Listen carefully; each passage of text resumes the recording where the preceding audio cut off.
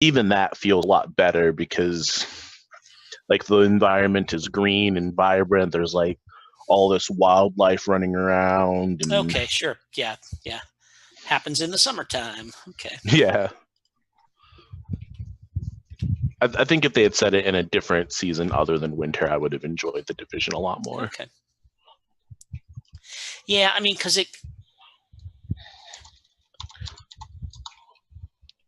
I feel like you know how I feel about snow.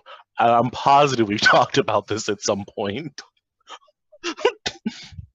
I mean, the plot relied on it being Christmas. Yeah, because or Black Friday. Yeah, I think like it was. It had it. You know, there was like money that they had infected with the pandemic, and so the idea was you go into a bunch of department stores, spend it, and then it gets doled out and stuff like that. And that was kind of the, their like the thing that kicked off the New York City wide pandemic that they had going.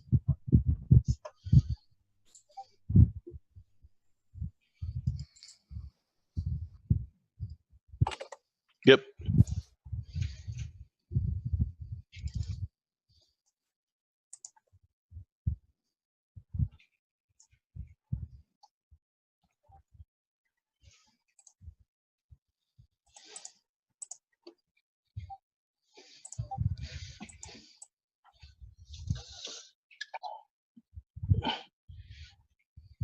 Mm-hmm.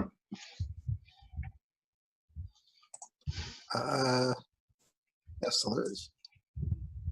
Okay, I guess I should start reading that.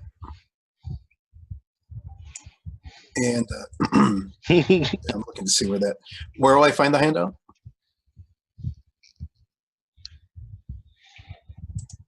Yep.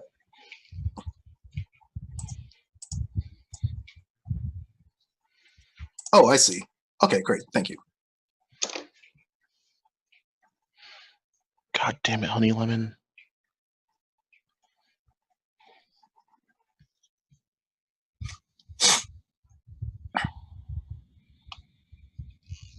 Mm-hmm.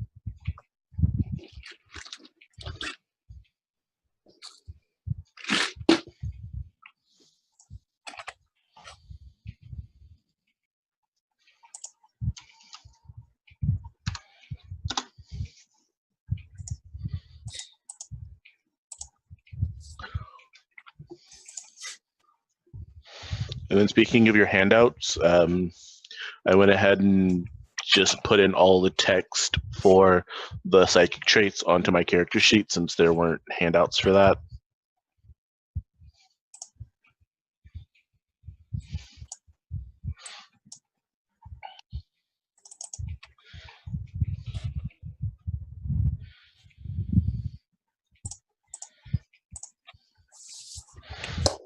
Yeah, he has 3 of the 5 psychic traits: psychic, precognition, and telekinesis.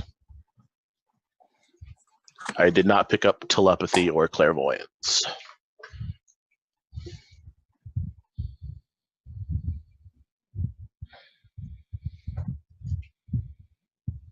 Yeah.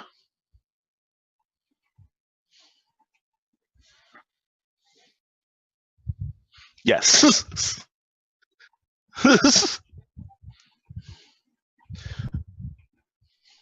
The precognition specifically is only the game master gives flashes of information, or I can spend a story point to get information.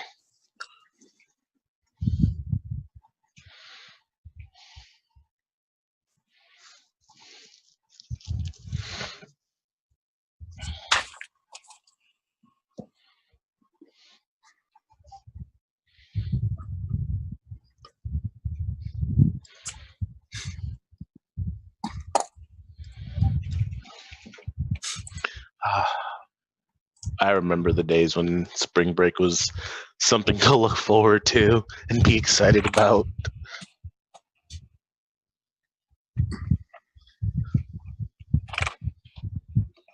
That is correct. I don't have high school. I mean, I do have high school students at my job. I'm a youth counselor at a refugee resettlement group home.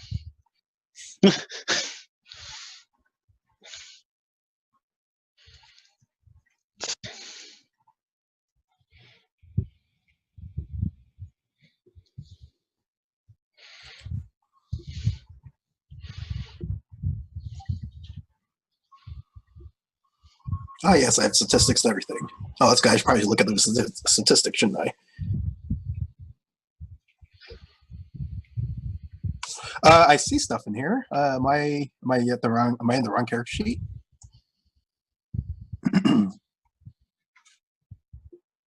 Yes, that's the name I put in. But I also see, I also see stats entered into that character's entry.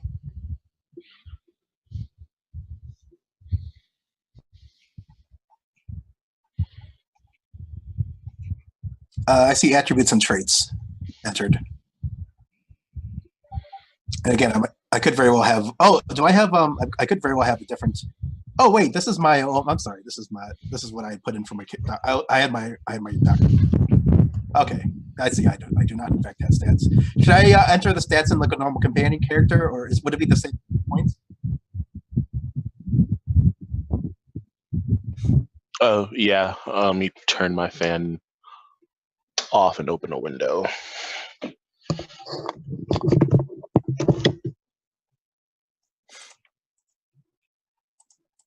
I am. That was me going to suggest that Rex mute himself when he's not actually on camera. So, all right. Oh, also, if I have questions about what I have, just go ahead and even though I, just assume that everything spoken will be out of character knowledge and would just be player knowledge, because I do have an idea for this character. Something I was kind of curious to play with, but I just wanted to see if that would jibe with your plans. Yeah. So one of the options, going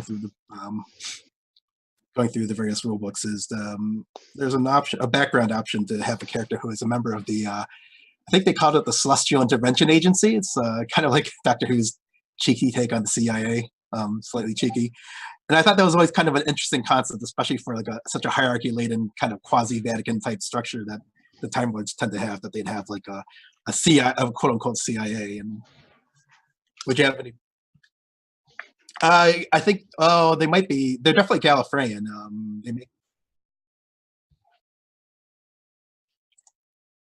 Oh right, okay.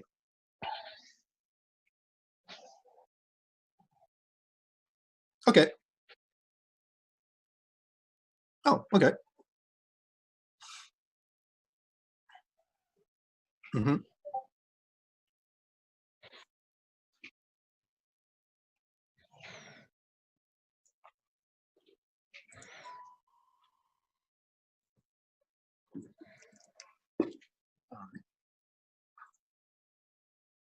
Yeah, I'm good.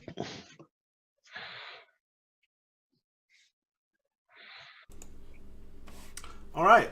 I can start off and introduce yourselves real quick. I'm Michael Matthews. Those of you watching the stream know me.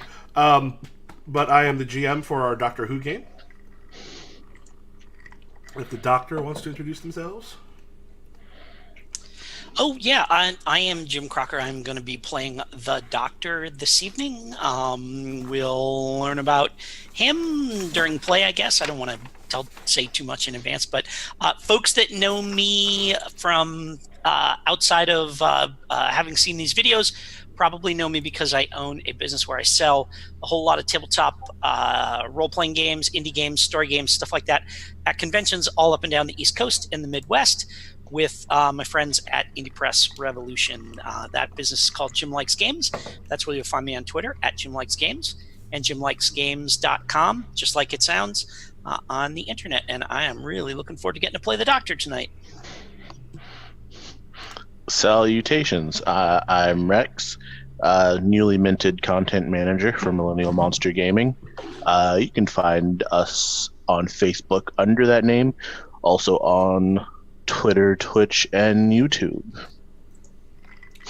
Great, and my name's Mike, not Michael, but Mike, and I am going to be playing in a mysterious ally / former enemy known as the Rover, and this is definitely going to be one of those like mysterious type characters that wanders into the scene.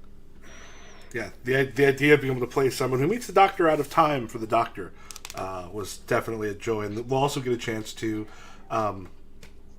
particularly for Jim, whose Doctor are you a companion to? I don't think we know yet. Okay. I don't know that we've necessarily have we. I don't think we've established who my tough Australian lady truck driver is the companion to just yet. Well, even with that, it actually does. I guess it doesn't matter in that respect. But one of the things that we were able to do, particularly the Doctors, because it's unlikely the companions will know, but the Doctor, and in this case the Rover, will at times be able to drop some hints as to things that have happened with other Doctors in the past. Generally, with like the Doctor or something, you'll spend a story point, and then it'll basically to kind of drop a hint as to something that will end up happening with another Doctor. The Rover is going to be able to, in this case, because I left some instructions. Okay. So, in this case, we can go ahead and begin. Describe your Doctor for us, Jim, since this is the first time we are seeing them. So he is a he's probably like, 5'5", 5'6", short guy. Looks mixed race Asian. Have you ever seen? Do you know who Mako is? The actor Mako. Yeah, did he die recently? He died. I want to say a couple of years ago, something like that. But he did the voice of Aku in Samurai Jack, and probably most famously to nerds was Conan's sidekick, Arnold Schwarzenegger's sidekick, who does the "No, oh Prince" voiceover in the Conan movies. So picture someone who looks like that, and like, kind of like not necessarily stooped over, but like looks weary, kind of wrinkled, grizzled face, huge, crow's feet around his eyes and stuff like this. Kind of a cynical kind of half smirk on his face most of the time. Mm-hmm. Fond of he has a pair of he wears loafers, like penny loafers, like battered old loafers, like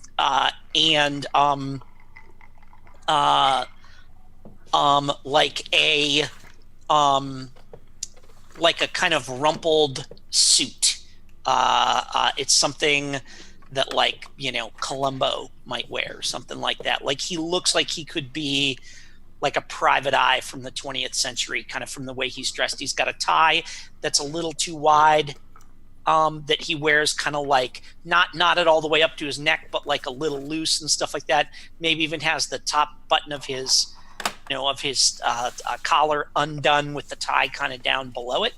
But kind of, and every time we see him, he's going to, like a la the other Doctors, every time we see him, he's going to be dressed exactly the same in that kind of faded striped tie with his, his like light gray suit, rumpled jacket, stuff like this. And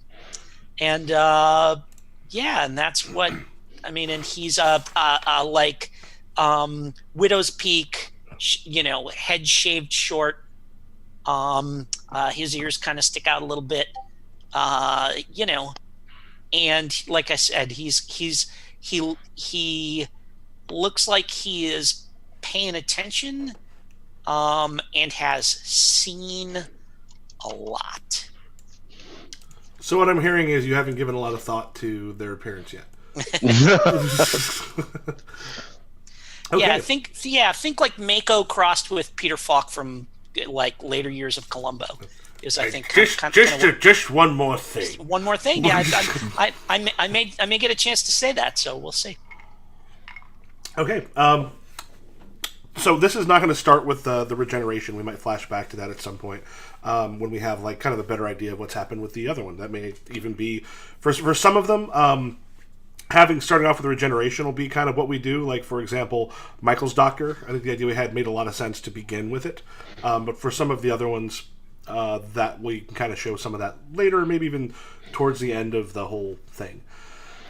So, you're sort of traveling through space and time. The TARDIS is being kind of a pain in the butt right about now. And it kind of drops you out of what was the destination you were supposed to be going to, the place you wanted to go? Oh, I wanted to go to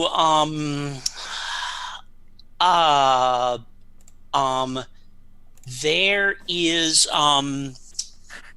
you know what? I wanted to go to there's a water world, a kind of, you know, all like we'll call it Aquaria. Okay. So we were headed to Aquaria, where I know of like a little island, you know, an atoll with like coconut trees and you know, you can just like throw a line into the water with nothing on the hook, and there's so many fish, and they're so used to like just chomping at whatever disturbs the water that you can just hook fish without having to even put any bait on the line. Okay. We were headed there because like I hadn't been fishing in like 3 decades, and I was really looking forward to it. Okay, so at this point we'll say you're actually kind of traveling on your own. At this point, you may have been with some people before, but Rex. Yes. Hi. Hello. Tell us a little bit about Cameron O'Hara. Cameron is the 7th of 12 children in a Irish Catholic family in Staten Island, New York. He is about 5 feet tall, although he will say that he is 5 foot and then half an inch, and it's very important not to forget that half an inch. So he's short. Yes. He has like orange hair, like not like dyed orange, like just the kind of red orange russet color. Walks around like he's the smartest guy in the room. Kind of a smart ass, will say things to provoke people because he knows that he can. It's generally kind of this like swarmy 19-year-old who makes a living basically conning people. Cool. Also, at one point I have to take off real quick. I'm having pizza delivered because I didn't have a chance to eat, so I'll run and grab that at some point. Yeah, you also said you were a street hustler, a busker. Yeah, that's how he cons people. Was it like 3-card Monty, or what kind of stuff do you do? Find the coin. Basically, all the classic like street busking things. But also like he'll set up like a cardboard box desk in the front of the Empire State Building to like read tarot cards.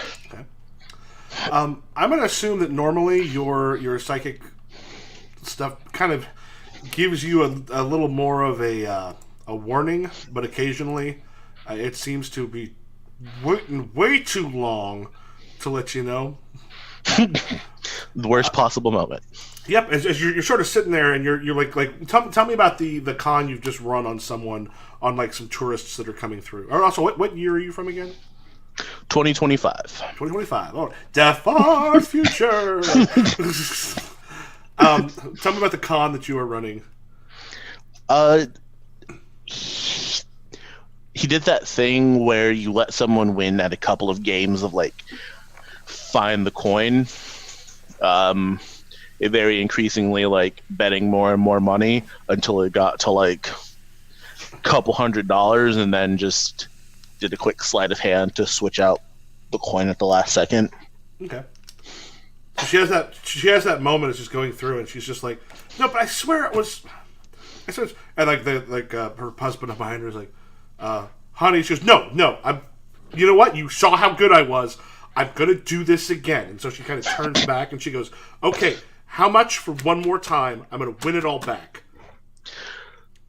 I believe this will make it $350, ma'am. Okay, pulls out the thing, and he's like, "Honey, you should." She's, "No, shut up. I can feel this. I have it." Push up the $350 there, and then like as you're going through, like is hiding the coin kind of like under like some cups or something, or is this? Yeah, under cups. Yeah, like, you're doing the thing, and then you hear, "Cameron!" And you look up, and usually you're hoping that like you kind of get the tingle before they show up so you can move. There is someone you scammed for quite a bit of money. This guy is like a local tough, and he has gone back and gotten a number of his friends. This is someone who lost probably $700 to you because he's just too stupid to stop. My favorite kind of customer. So at this point, you have. See this real quick. So yeah, so you see him and like 3 of his friends rushing towards you. Like, Cameron, that's the guy! Just kind of like smile very charmingly at the woman and leave her money on the table and take off. Okay. So yeah, like as they start rushing after you, as you're going through, there is a series of alleyways, that actually like meet up in really confusing ways. This is probably one of the reasons you chose this one. Like, it seems like running down an alley, people start to feel confident, except sometimes buildings come together in some strange ways that you can actually use to get around them and come out in places they might not be expecting.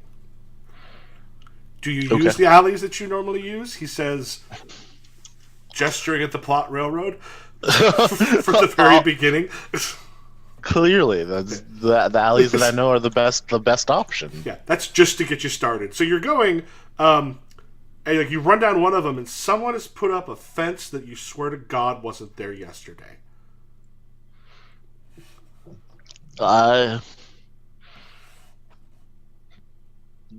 there boxes nearby? Of course, it's a TV set. There are boxes nearby. Oh yeah, obviously. Okay, cool. I'm gonna hop up the boxes to try to like get a lead on hopping over the fence. Okay. So you kind of hear them. There he is! As you're starting to kind of make your way over the fence, and then this works.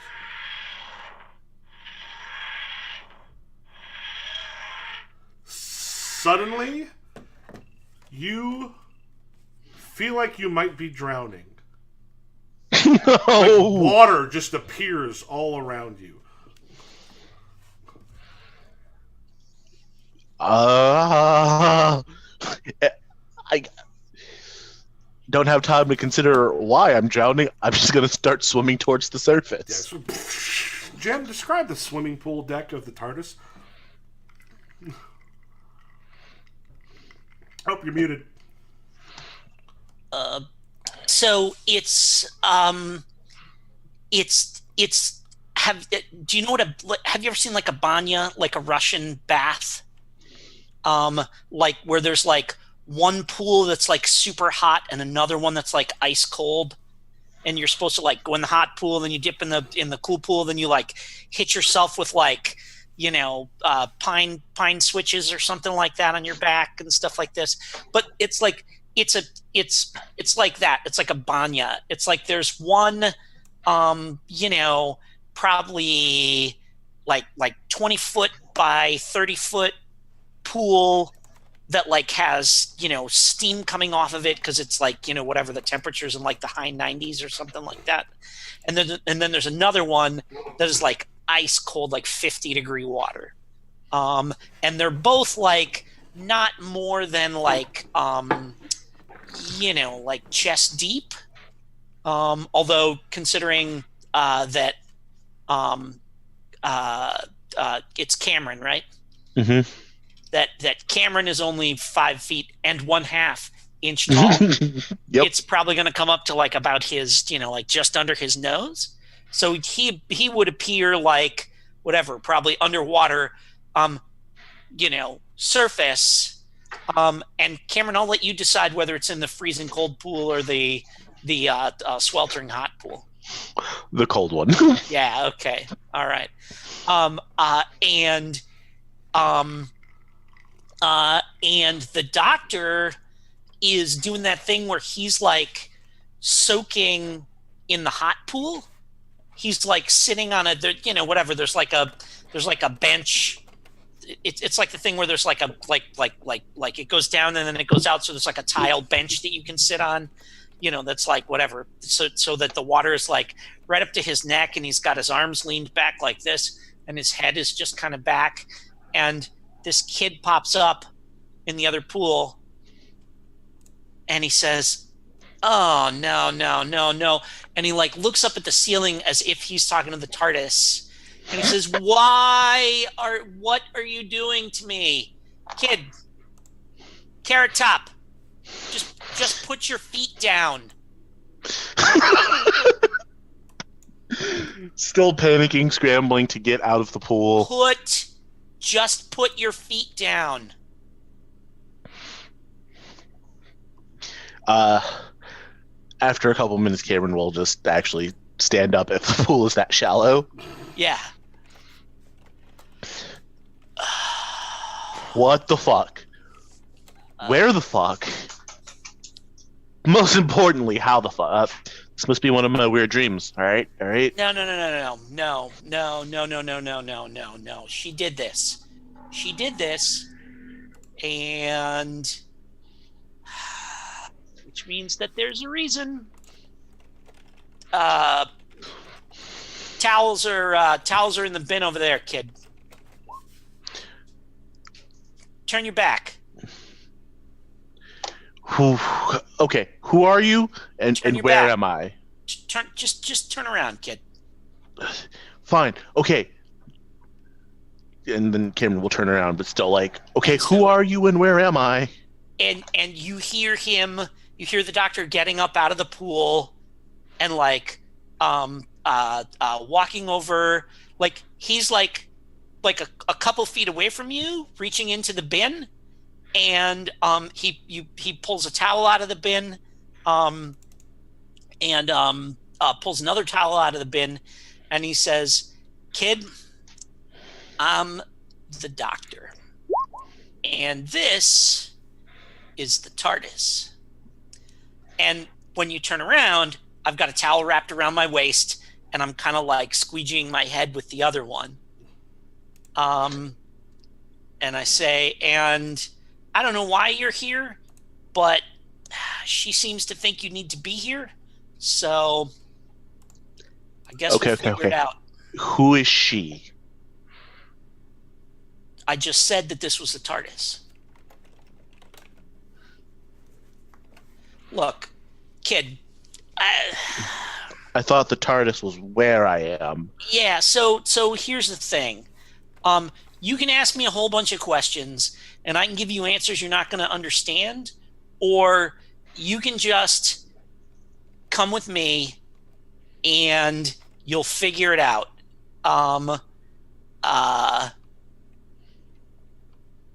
Yeah, you look pretty quick on the uptake.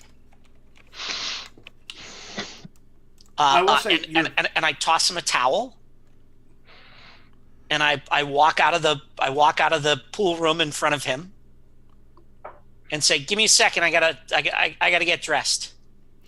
I will say you're basically like your psychic senses are telling you that this is actually, kind of fine. Like you feel safe. Okay. Yeah, I guess after calming down from almost drowning, I was like, okay, this isn't the worst. And then I would like to telekinesis a towel over to myself. Yep. So you telekinesis it over to yourself. Start drying yourself off. And we'll then switch to Michael real quick. Because the TARDIS is about to appear someplace. So, checking here real quick. Would you have access to any sort of like well, I guess a space travel device or something? Probably time travel as well. I'm trying to check real quick because I think I guess tell me a little bit about their version of the CIA, the Celestial Investigation Agency. Well, it's vaguely defined in the book, and I don't know if I don't think I've actually watched the episodes that featured it. But we can make it up, or at least sure. with whatever you saw in there. So that's fine. Well, basically, if there's celestial intervention, I assume I kind of envision my character kind of like getting involved in like with in like other races on like a societal level, kind of like almost like almost like social terraforming. Shaping, basically influencing the social development of entire civilizations to align them to the purposes of the Time Lords for whatever agenda they may have on in a given millennium, that sort of thing. So just kind of like behind the scenes operators on that point, manipulating the development of alien races, the lesser races, What might you have done if the time travel device that you use, something malfunctioned, basically you kind of got stranded for a bit. Mm-hmm. What might you have done to get you arrested on a generation ship? Disturbing dogs? No, I'm sorry. What would get me arrested on by whom? You were on a generation ship. There was a problem with taking. So you landed on a generation ship of humans, mm-hmm. and you have been thrown in, like the brig, so to speak. What might have done that? Well, for a generation ship, I imagine the most egregious, one of the most egregious crimes would be reprogramming the destination of the generation ship. Oh, that's great. Okay. Yeah, you. So you're in the prison, and you notice the guards haven't shown up for a bit. Like usually they would come and sort of bring you food. It's been maybe a day or two since they've come, and you're maybe getting a bit hungry. So let me sort of look over your. The stats aren't complete yet. That's fine. Mostly the skills are lower than I'd like, or no, the attributes are lower than they'd like them to be. So I was looking for some more bad traits to get myself just a few more extra points. Okay, but it's close. Oh, that's fine. What we'll say? What might you have with? Oh, well, the easy thing. Let's say you probably have a sonic screwdriver. Sure. Yeah. I was trying to be clever and come up with an alternate, but or if you want basically something else that you might be able to use once you think they're not paying quite as much attention to escape. If you want something else, you can have that. Yeah, that's fine. We can go with the screwdriver until I think of something else particularly clever. Okay. Yeah, so you haven't kind of heard them for a while, and it kind of they haven't even come by. You don't even see them patrolling in this area, and usually because there's not a whole lot of people in the brig, usually drunks and some other, because you're actually in the sort of luxury part of the generation ship, mm-hmm. Mm-hmm. And they haven't come by in a bit. Like I said, a couple days. Okay, I see. Am I the only known captive here? Do I know of any other captives? We'll say at this point you're the only captive. The other ones have all been. Most of them who end up in here are there for very short periods of time. Mm. It's usually it's drunk stuff. Or some of them get reprimanded down to the sort of working class areas on the ship. Well, I guess this will be my time to go ahead and make my break for it. I'm sure. Just a second. I got food here. Give me just a second. Sure.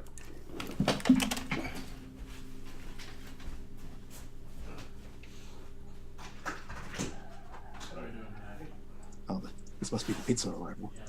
Yeah. Oh, I'm gonna take a quick bio break while that's happening. I'll be right back. In that case, I'll go get my dog's water bowl.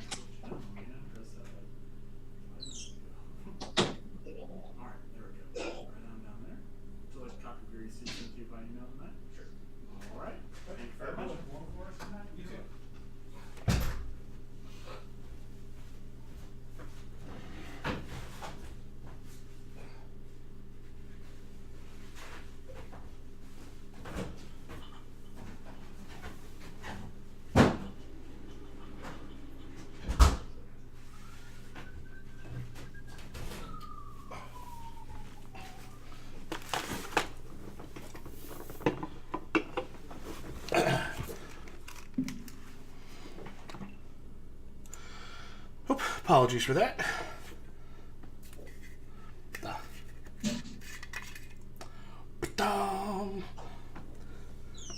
Make sure you get one as big as your head.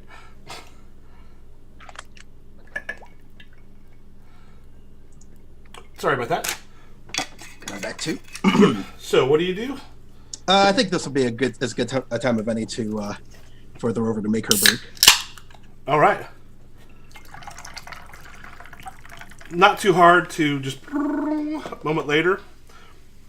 The door sort of springs open. You head out into the main one, and you see that there is one of the deputies, the ones who kind of brought you in, who's been keeping an eye on you. He's just sort of sitting at his desk and just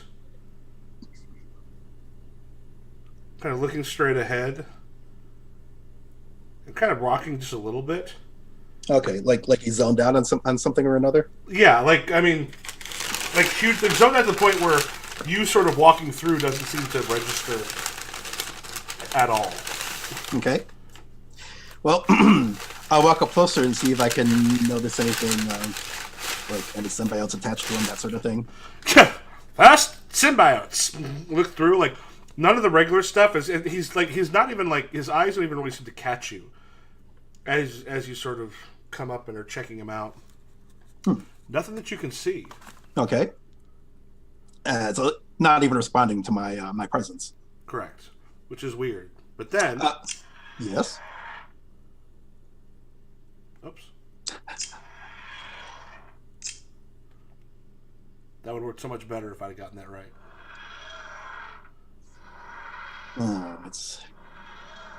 She's back.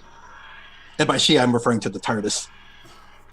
Or possibly Ellen's doctor you may have met. Yeah, and then, like, in one of the cells, actually, the TARDIS materializes. Oh, okay. Wait and see who, well, I know who, but which who, comes out. All right. Doctor and Rex, the TARDIS comes to a halt. Now, is this incarnation I'm familiar with, or is that up to me? You know who it is. Okay. And this particular version of the TARDIS, is like, it looks like battered, weather beaten.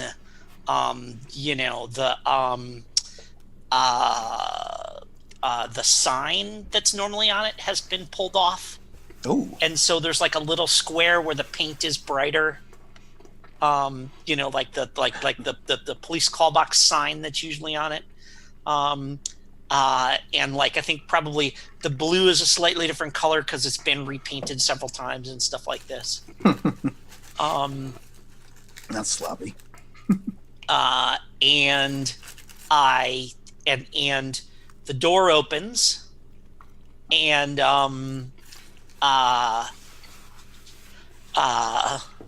and my face kind of does this thing like where I just sort of like just kind of peer around the corner to see what's going on.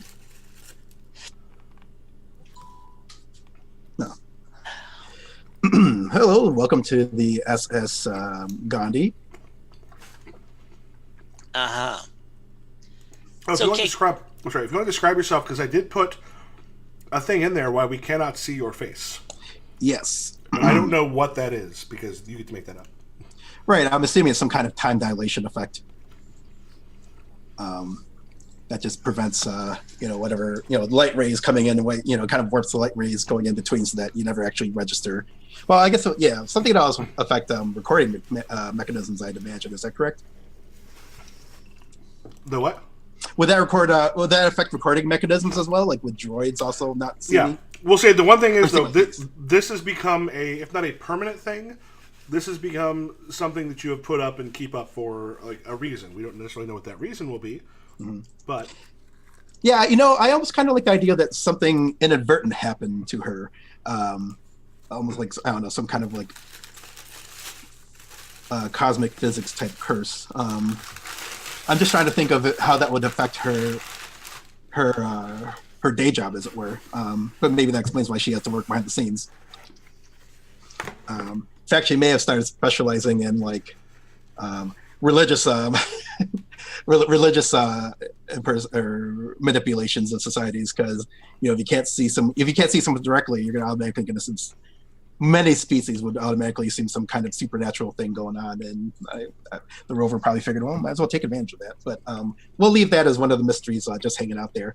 In any event, yes, you can't see her face, but you can just register her body, but not her face. Is that the deal? Sounds good. I always wonder if I should have changed my name to something like that. But now let's go with the rover, because I kind of like that. Calling her the faceless would be a little, I don't know, obvious, I suppose. Like, I'm faceless, no kidding. So, yes, so I do know this doctor, and this doctor knows me.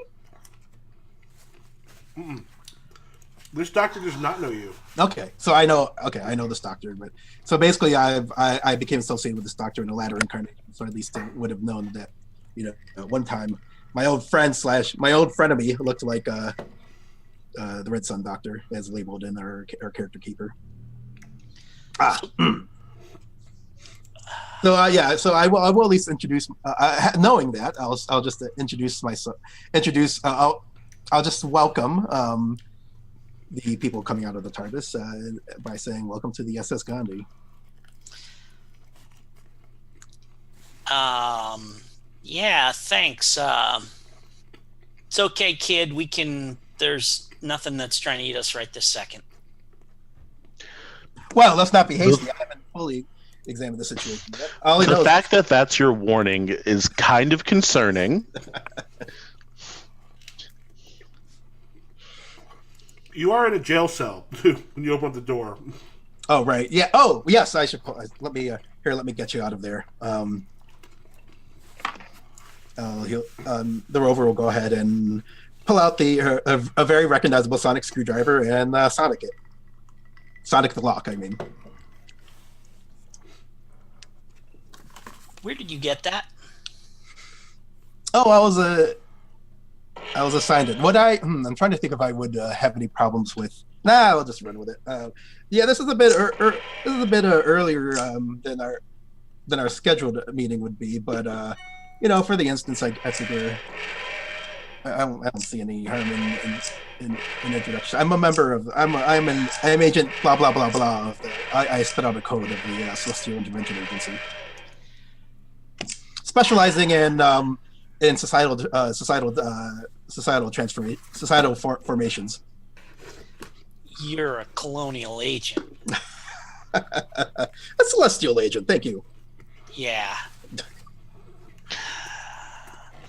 So, what does old Gallifrey have you up to here now? Well, is this? Are you responsible for our being here? You owe me fish if that's the case. Well, I didn't. Well, I certainly didn't call for you. So whoever brought you here has nothing to do with me. I was on a mission to securing a course correction for this generational ship. Unfortunately, I was caught in the middle of correcting, and the correctees don't appreciate much being corrected too. So here I am, and here I've been for the last few days. And it's been a few days since someone's come by, so that's what I was just inquiring about or looking into, and that's when you showed up. And there's at least one guard over there. It seems to be under some kind of trance, and you now know everything I know about the situation. Yeah, I strongly suspect that that's probably not true, and that you know, and that you know. So, kid, first lesson: everybody knows more than they tell you. Oh, Well, yeah, of course, I know that. If I told you everything I knew, well, that'll keep us here for centuries, Yeah. Okay. and include Okay. a lot of extraneous information. Yeah. Okay. CIA agent. I Told would us like to everything go you up. know. I would like to go up to the guard and try to read his mind. So as you go approach, I'd say, "Oh, how very rude! You can call me the Rover," and I'll extend my hand in greeting. Cameron gives you like that two-fingered salute wave. Okay, fair enough. I'll respond in kind as you go check out. No, kid, you can't be rude. Go ahead and shake hands. And I have one eyebrow raised, like I'm really curious to see what happens. For this person I haven't when even they met shake. before, so it's quite all right. I don't really like touching people. Exactly. See, I was rude. So, Wait, I'd say to read his mind. Go ahead. It's a resolve plus awareness test when you use psychic. Yep. You have a +4 bonus on the roll. Maybe I should have taken that one.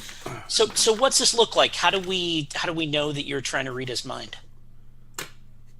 That's the only time that Cameron will touch someone. Got it. Okay.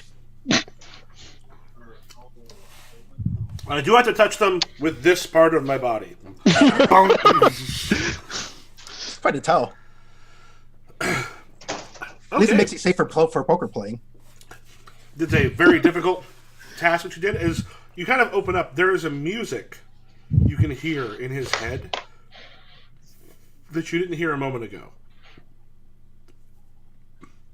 And it feels like it's kind of coming all through there. There's a moment you can kind of feel the music almost sort of dragging you into it.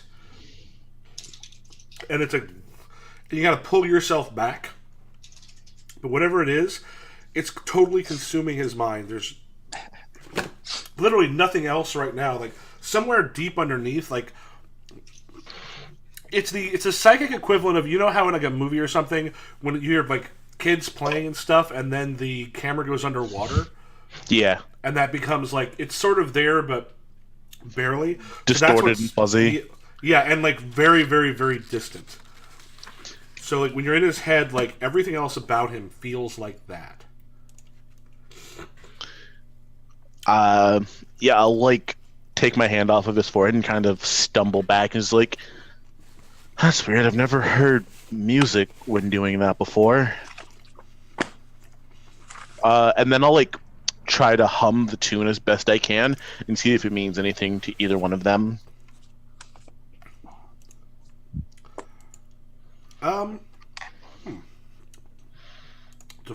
This could be an interesting sort of, particularly a doctor thing. There's some of the stuff the doctor just kind of knows some stuff.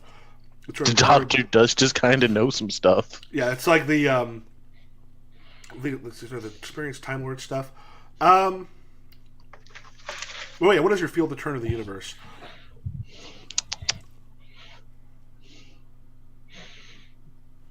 I've got feel the turn of the universe. Yeah, that's sort of a natural thing, but I'm also I'm checking your other stuff real quick. I've got a knowledge of 3, so. Man, can't believe I rolled a max on that mind reading. Yeah, I would say go ahead and make an ingenuity plus technology roll, Doctor. Ingenuity plus technology. All right, so I want to click on the dice next to ingenuity, or do I click on? How does it work in Roll20 here? So I think the dice next to ingenuity, or maybe technology will give you the attribute. Ingenuity will then give you other bonuses. So if you click on technology and tell it ingenuity.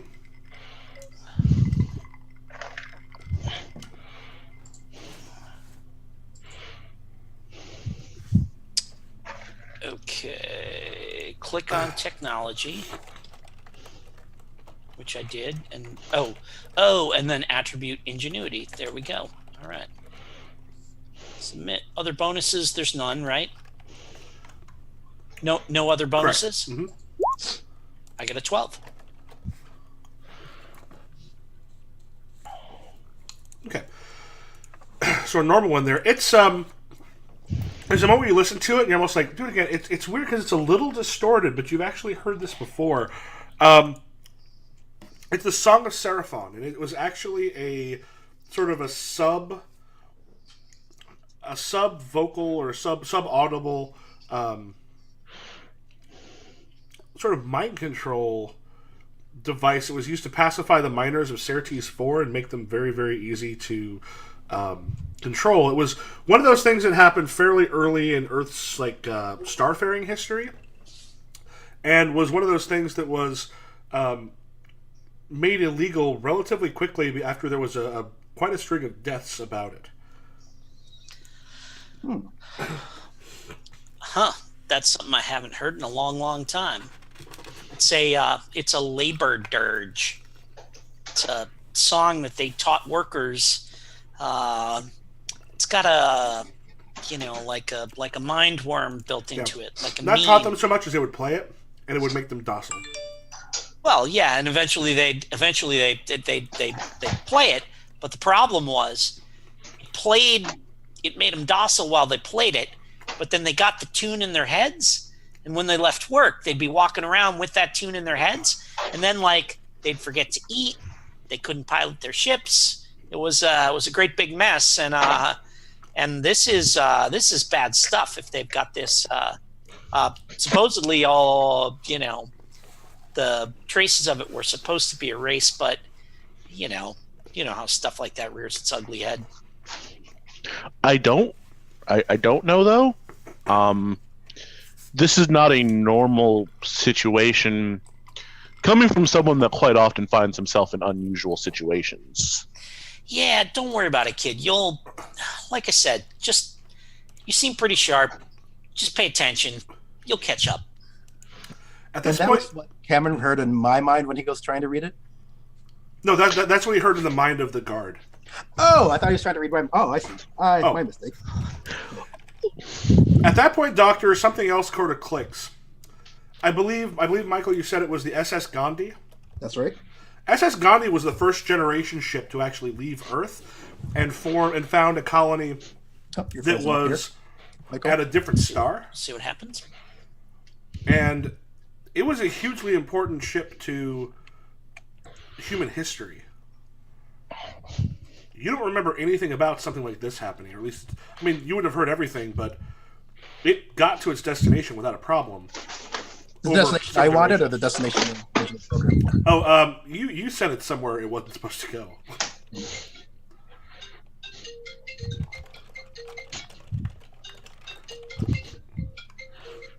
Sorry, just a moment, please.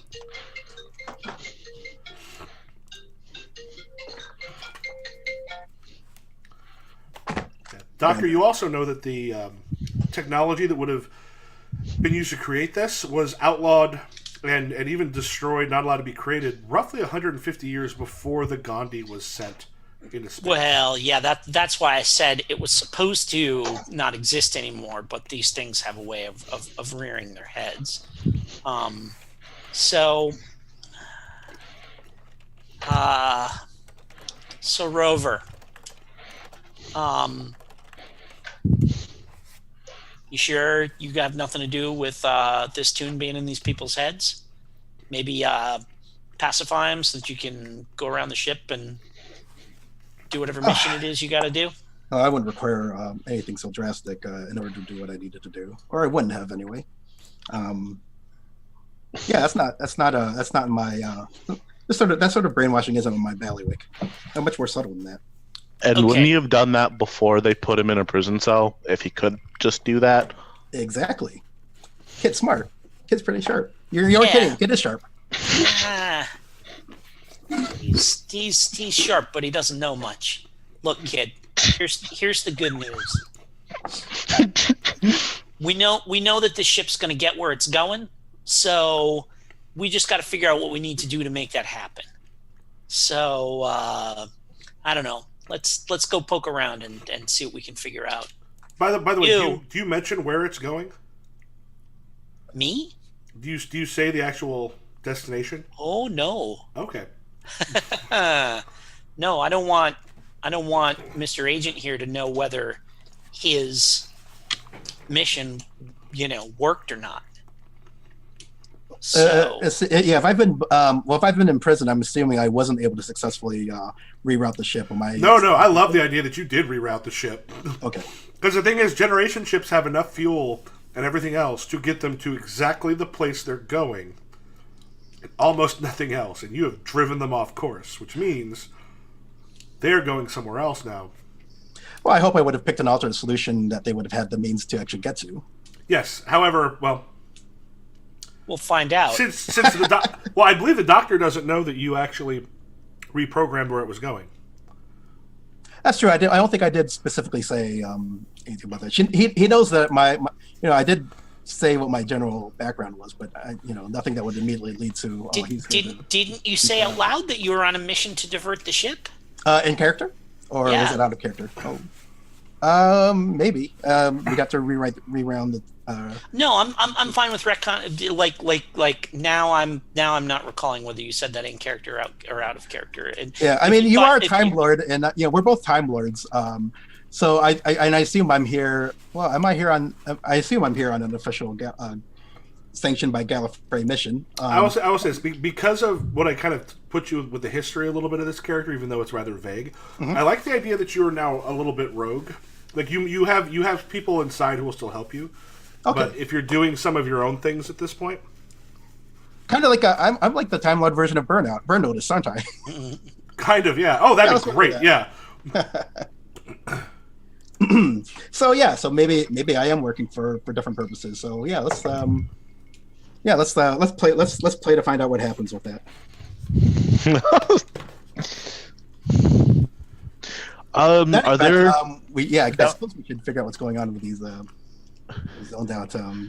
We should figure out if everyone else here is zoned out. Unless you've got something to say, Cameron.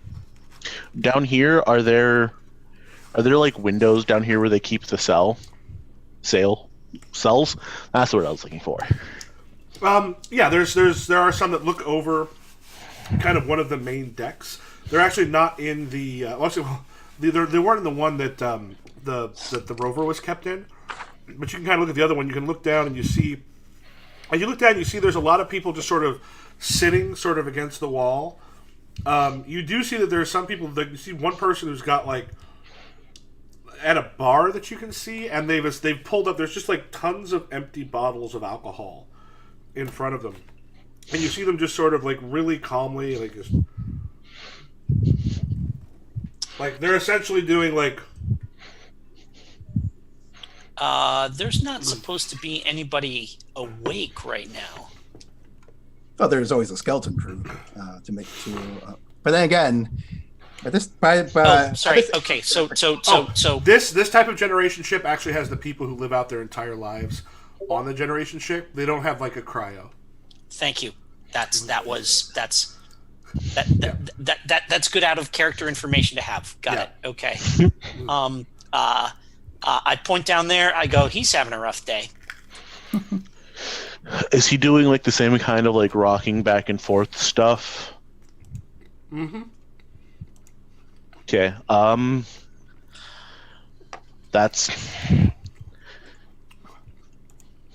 Do you know? You said that you're familiar with what that song was. Was there any way to counteract it? Like some kind of counter song that I can play over the intercom? Good question, kid. Let me think about that. I have a name, by the way. I got a lot up in here. It's Cameron. Thank you very much, Doctor.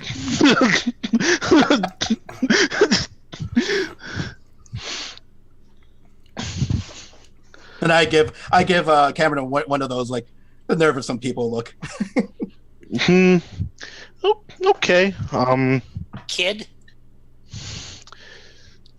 I believe your friend just told you my name, which is weird. Oh, didn't we introduce ourselves? Again, that's something else. That may have been another. That might be another slip up on my part. No, yeah, you introduced yourself, but like, Cameron just kind of like acknowledged you and kept going. Oh, okay.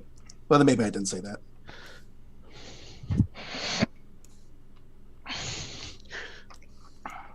Although, like, if you are familiar with this doctor, you might also. That's true. I could just know from your history. Yeah. Oh yeah, you might have met Cameron before too. That's a good Redcon plug. I like that. Damn, go Rex! You're all like, no, we got this. You've already put time travel in it. We can know stuff. Yeah, that's, time travel shenanigans are great for that. The Willy Wobbly, indeed. So you mentioned the possibility of a reverse engineering, almost like an antidote song. I mean, I don't know if that's a thing, but I mean, if it is, I remember watching this TV show where like playing the song backward undid whatever weirdness the music was doing. I don't know shit about writing music. Well, so time out just for a second.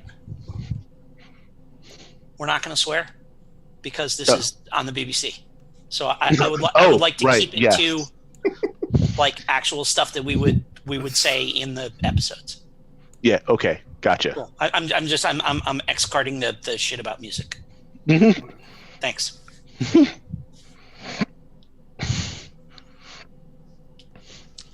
Well, would it be conceivable that we might actually have? I might be able to access some records to get like a digital copy of the Forbidden Song in order to figure out some way to backbasket or whatever to re-engineer it for a kind of a cure.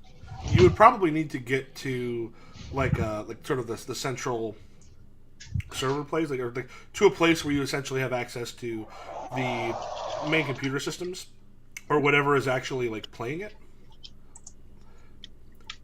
I'm sorry. Oh, sorry. Does that sound like a good next tact? That would work.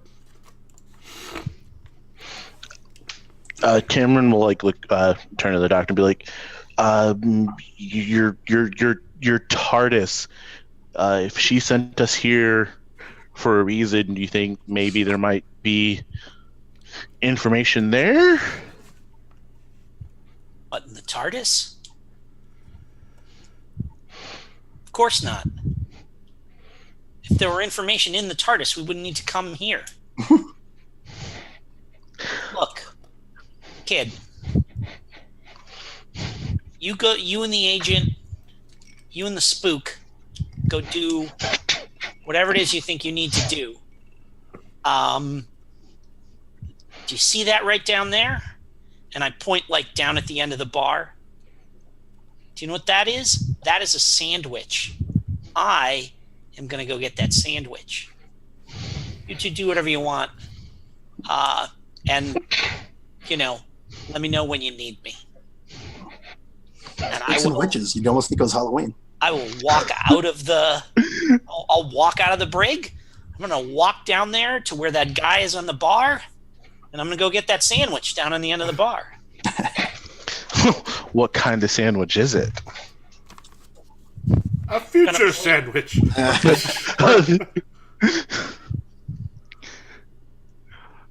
Yep, you go get yourself a sandwich. Cameron, at this point, I don't think realizes that he's A, in space, or B, in the future. Mm-hmm.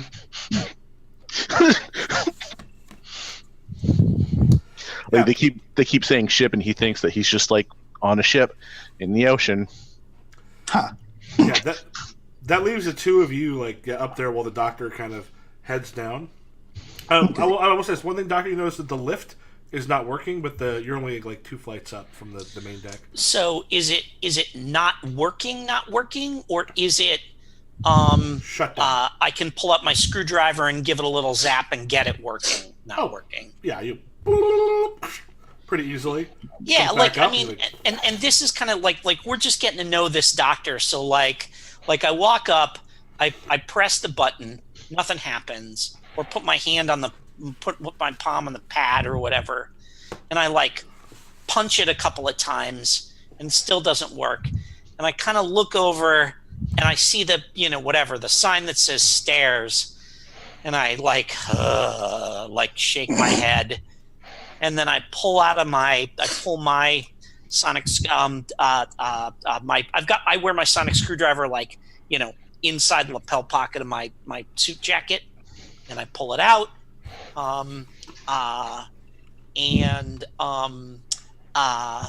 Mine is it's got a square handle as opposed to round, and it's got like a like 3 prongs that come out at the end of it, like almost like a little trident, right? And I point it at the elevator panel, and the little 3 prongs like they spin in a circle, like they go, they rotate half a dozen, 3-4 times or something like that, to indicate that the screwdriver's working, and it makes that little wee noise as it does. And then, if you need me to roll dice, I will. But otherwise, if that just makes the elevator work, then yeah, it kind of goes up. And you get on it. There's a moment as you get on and sort of go down. Mm-hmm. Rex, you have this kind of a vague sort of premonition at this point of there's someone like everyone like around it looks fairly kind of rough, a little. I mean, the people you've sort of seen here are dressed up. They're all very nice looking. But this is people that look like they're wearing stuff that's sort of cast-offs, and everyone around them looks like this that they've done maybe some hard physical labor. And you see someone sort of looking up as they're looking at like this giant bank of screens that has information about like a ship and something boop, boop, boop, and you sort of turn and you don't quite hear what they say, but someone behind them, she looks up and her eyes get sort of wide. And she sort of calls something. You see a few people running. And then it lasts for a second, and then it's gone.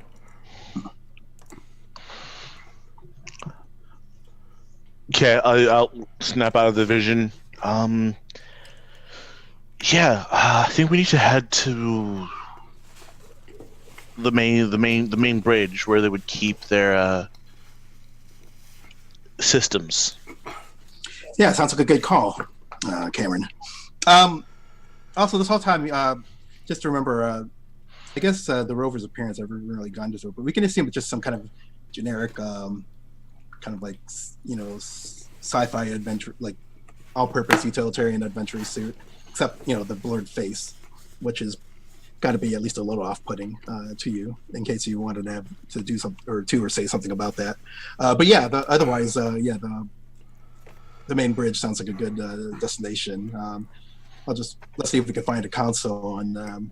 So when you say your face is blurred, is it like you've got a regular face, but the features are indistinct, or that it's got some kind of like hologram over it that is like scrambling your face? Like I think it's the former. I think it looks more like the former. Got it. Okay. Because it's not strictly a holographic effect. I'm not. Yeah, but so it looks like you've got like a mannequin face or something like that, kind of. Oh, I didn't even think about that. Nothing so quite. Maybe nothing so quite defined as like just a pure, well-defined blank. Got it. Almost like if you ever watched the Flash TV show, that kind of blurring. Sure. Okay. Yeah. Maybe more of a vibrational thing might be maybe the best way of putting it. So sure. So I see. Yeah, no, that like the Flash TV show reference tells me exactly what I'm thinking of. So yeah. All right. While we're on our way to the main bridge, I would ask Cameron. I'd like to get a sense of where in the timeline he and the Doctor are. So I'd ask, how long have you been with? Have you been traveling with my old buddy there? How long have we been here? About 30 minutes. Oh, okay. This must be quite the adventure for you then. All kinds of new sensations. That's one word for it. I'm not unconvinced that this isn't all just a dream. I mean, first time with the Doctor, first time with the TARDIS, first time traveling, probably first time in space, I'd imagine. Wait, what? Oh, sure. And then I'll go to the nearest panel and I'll punch in some buttons just to open up like a viewport to the great void beyond. Yeah. You see space. I think at this point, like, he just kind of like chuckles. It's like, of course we're in space. Well, it is a generational ship. Usually, nothing takes typically nothing on a planet. These, at least not in the time you're from, would take more than a generation to get to, unless it were in space. But anyway, that's besides the point. Anyway, I guess we'll continue on into the main bridge, and we'll see what happens from there. Hey, you know the way because you were taken up there. That's true. I guess yeah. It would make sense. I wouldn't know the way there. So you go up to the main bridge, and the crew that's on there is sort of the same thing as you sort of come in. They just either kind of rocking a little bit. A few of them are just sort of like chilled out and like relaxing. Other ones are you see one that sort of opened up a thing with a bunch of like food in it. Is just very slowly just. Well, thank you you. Actually like just and very slowly eating. Well, thank goodness for autopilot, huh? Okay, so where can we? Where would I be able to I guess what looks like a good workspace where I could access the technological means to do some vocal remixing, as it were. Well, you don't know if they're going to have something strictly for vocal remixing, but you can kind of take a look through the computer and start working there. So do me a favor. Maybe there's like a culture bank somewhere in the ship. Yeah, if you want to make a, it sounds like ingenuity plus probably technology roll. Okay, I've got technology and I've got ingenuity. Let's see what happens. Okay. Ingenuity, submit. And then no other bonuses, I presume? Correct. Okay, and do that. And what did I get? I generated a 12 total, it looks like. Okay. A normal one, this is going to be a little more difficult. So you're sitting there sort of looking through, trying to find some stuff, but it's gonna require a little bit of doing on there as you're going through. While she's doing that, Cameron, what are you doing? Is this the room that I saw in my vision? It's not, actually. Like this one's actually a lot nicer. Like the one you saw in your vision looked a little more cobbled together. This one is like people put a lot of effort into this. This is much cleaner, and everyone you see around here actually looks much more immaculate, except for the fact that they've been sort of sitting there for a few days, basically out of it. Interesting. Do any of them are any of them like dressed as if they would be the captain of the vessel? Yeah, you can see one of the captain he's basically just sitting like right in front of the captain's chair, and then just sort of kind of staring straight ahead.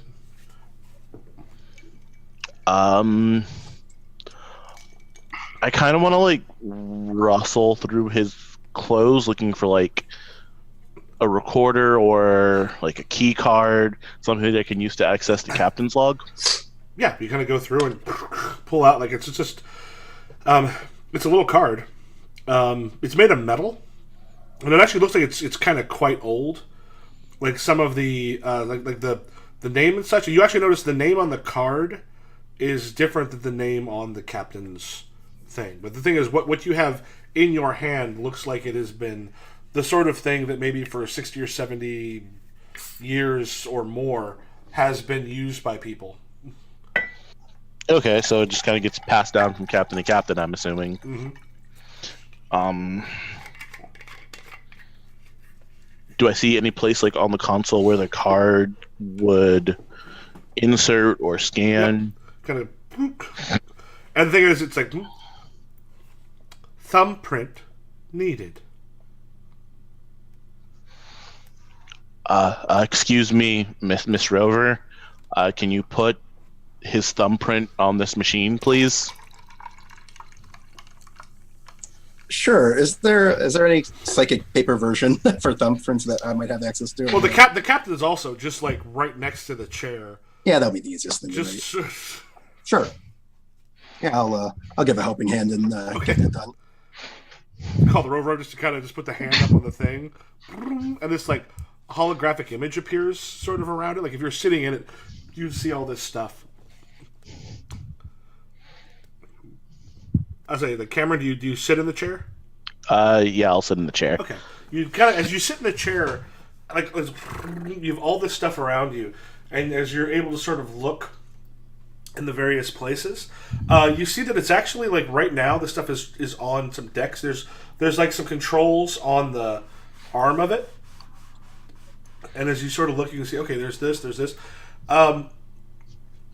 You're sort of seeing it as if the cameras are sort of going through, and you see a bunch of these sort of really nice vacation-looking places, and all the people are sort of the same. Then you see there is a place with a bunch of people who look a lot scrubbier, like what you saw earlier, and you see there's a bunch of them wearing like. You see some people putting on like these headphones, and then putting like helmets and such on over that, and they're handed weapons, and they start sort of running out of wherever they're at. It's a little hard. Like, you see something that says Deck 6. Deck 6. That's weird. The doctor said that the song was used to make people docile. Why would they give them weapons? And the doctor. So you've had your sandwich. It's a pretty good sandwich, and there's a guy that's just sort of sitting next to him. He's kind of pulling a thing out of a maker. Okay, so can we back up? Yep. Okay. So I get down there, and can you first kind of tell me what I'm looking at? Okay. So you go down there, and like it's you have this sort of. I'm almost thinking of. Have you played Mass Effect? Sure have. Yeah, absolutely. So you know when you come out and you got like the really pretty like stretch where it kind of goes along, and then you've got the large bridge coming over, and there's like some water and such going under. Like the place you're looking at is definitely like a luxury accommodation. Yeah. And okay. It's like the atrium or whatever. Yeah. Yeah. Okay. Like the place where the guy is eating kind of looks like. I don't know if you've ever been to Vegas or like a tropical thing. Oh yeah, sure. Where it's sort of like open air gazebo because I mean frankly you're in a ship, why not have stuff be open air? But there's places to sit and drink and such around it. And I mean it sounds like there's like a lot of like whatever hydroponic potted plants and Yep. maybe even some little palm trees and stuff like this and everything. So that's kind of nice. I kind of like I look at it and I give a little whistle and I walk over and like I kind of pick the sandwich up and I kind of poke at it, sniff at it a little, like shrug, and then like walk around behind the bar holding the sandwich, and kind of walk along the inside of the bar, set it down across from the dude that's just drinking, and I kind of like look down under the bar, like I sort of pop down below, I come back up. I'm holding a beer bottle, like with the bottle on, and I'm kind of looking around, and I point at the guy who's just drinking, and I say, "Hey, buddy, you got an opener?" And Mommy's just like, sort of looks for a second, reaches in his pocket. Thanks, pal. Puts it back, and then he keeps... Because you do notice there are several bottles that apparently he'd opened at some point. Yes, yeah. And so I pop it, and I take a sip. Stuff's not bad. Yeah. You know what this is? It sort of like looks at you a little bit, and then goes back. You do see at that point there's a maker sort of behind the thing, and there's like a warning flashing, and like as it's pointing to where he's at, it's like blood alcohol level... and like a pretty high number, Sure. replacing alcohol with water, with flavored water. Okay. So at this point, right. the guy's you're like, oh, he's probably just drinking flavored water now. Yeah. Okay. That's which is fine. He's gonna need the bathroom, but he's otherwise he's gonna need the loo, but he's otherwise okay. So so I kind of I take another swig of the beer, and So,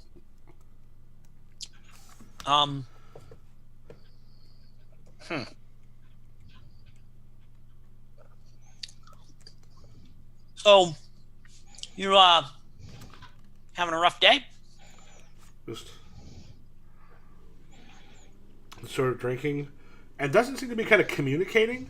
But at this point, you notice it's sort of behind him. You can see there's sort of like a couple, like a bank of elevators and like a freight elevator, and all of them are sort of dark except for the one that you activated. And then you see like the freight elevator like lights up, and the like the stuff up above the top sort of comes back to life, and you see the number 6. Okay. So I kind of lean in and I like do like one of these, kind of looking at him. And does he look like he's even there? Like, is he making like eye contact or anything like that? I mean, he heard me when I asked him for the opener. Yeah, he sort of looks at he'll hold your thing for a second, but then his focus immediately will go back to whatever he's sort of drinking. Got it. Okay. So I like at this point I've gotten like halfway through the sandwich, and and like I kind of take that last bite. So, and I kind of slide the plate across to him, and I'm like, if you're hungry, all yours. That's, it's not bad, but ship food, what are you going to do? I kind of, pop down the last of the beer, tink, put the bottle on the bar, walk out across the bar, and walk over to that freight elevator. Okay. Yeah, I'll say, so Rex, you are or Cameron, you're in that seat, sort of watching a bunch of people. Like, what do you do after, like, you see, like, the floor 6, and then it kind of goes off to another floor? Can I interact with the hologram at all? Yeah, you're like, you kind of, there's some controls here, that and you kind of, like, press, like, one of the, like, finger up, and, like, right in where one of the numbers appears, and blunk, and you see it goes to 70.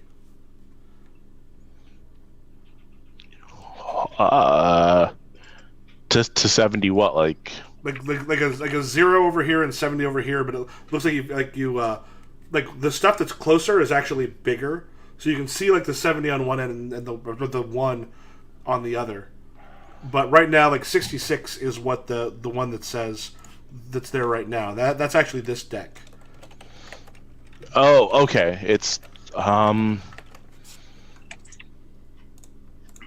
Is there any way for me to like fiddle around and like try to find like the captain's log or like ship information, like a manifest? Yeah, go ahead. Roll a ingenuity plus technology.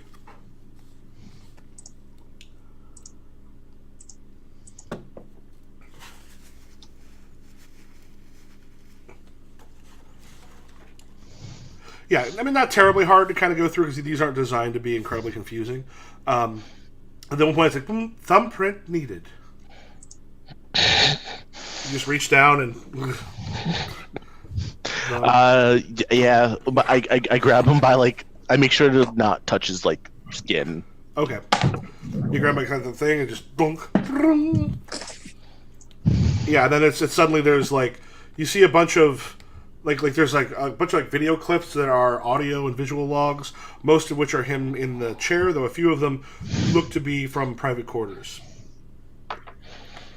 I'll start. The last one's about 3 days ago. I'll play that one. Okay. Thing pops in. It's like, we captured a saboteur shortly before they could finish whatever they were doing. The techs are looking at what they were up to right now. It looks like they were trying to hack into the intercom system of all things. We're not particularly worried if the...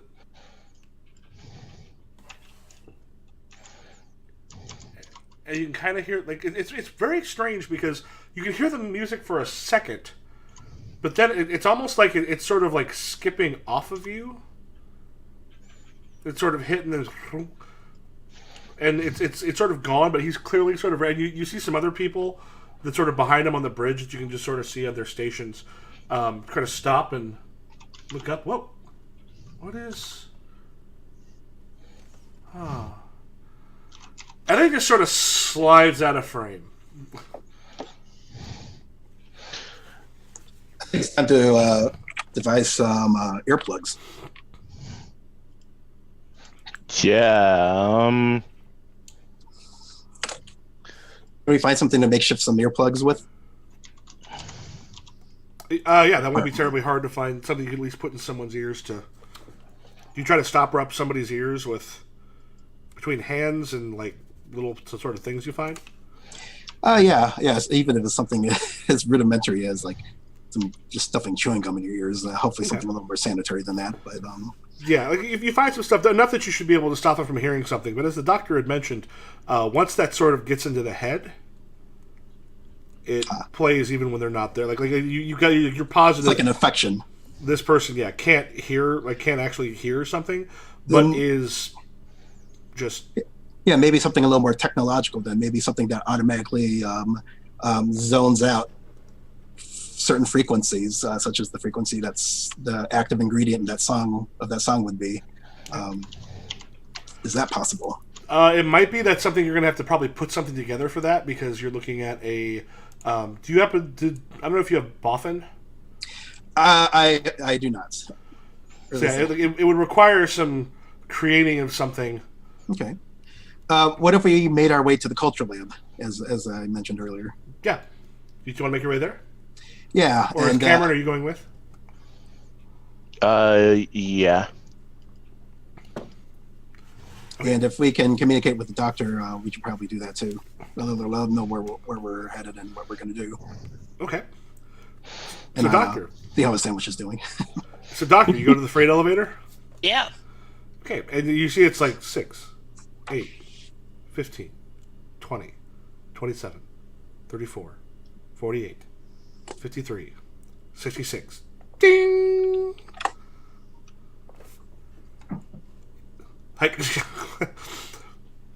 Ding! And it opens up, and you see there's 5 figures who have like helmets on, and you can kind of see through the thing they're actually wearing like earphones sort of on top of it, and they have with them some looks like some fairly primitive rifles for this time, but it would have been those things that would be probably relatively easy to make with things that they could find like in makers in the forge and such, and they're all just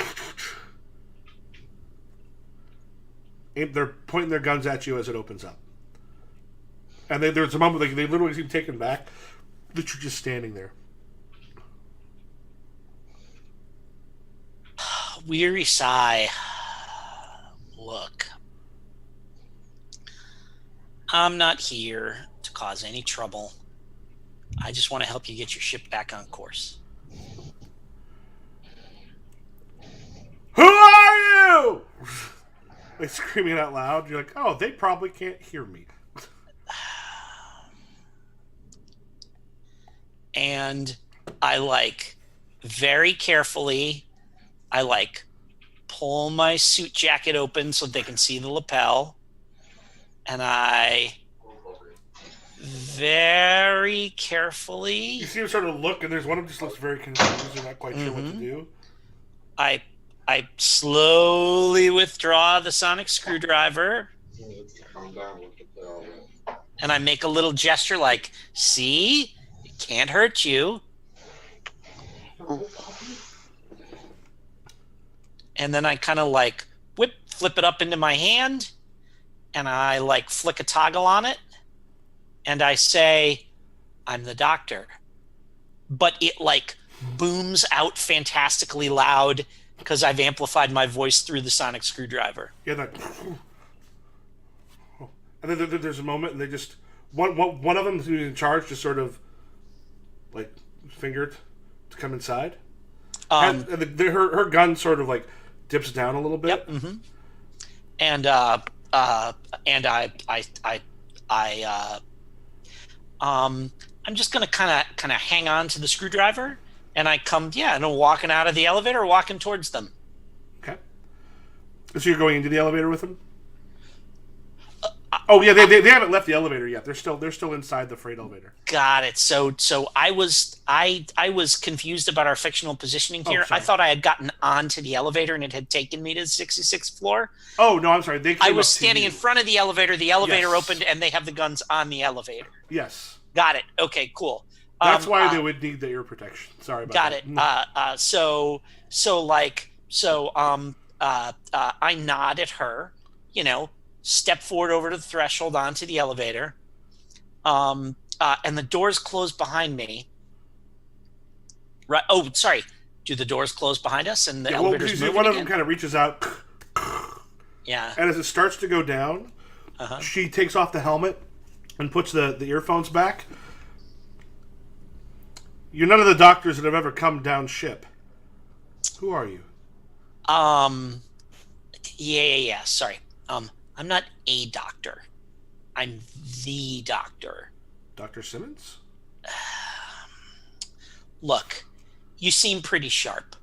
Just stay with me and you'll catch up. And I say, sorry. Is this making you uncomfortable? I know, like, we're all supposed to be looking that way because we're in an elevator. Are you okay? Oh, the way you're looking?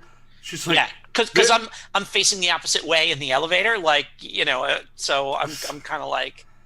In that moment, they all just sort of like look at each other, and again, the helmets have come off and the thing down. They're like, "No, that's fine."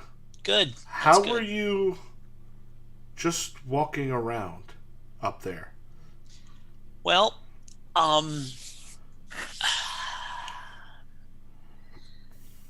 I gotta tell you, the gravity on this ship is only about 90% of what I'm used to, so it actually makes it a little easier on the old hip bones, if you know what I mean.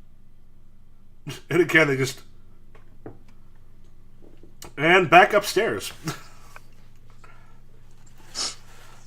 So you were looking for sort of the culture center? Yeah. Okay.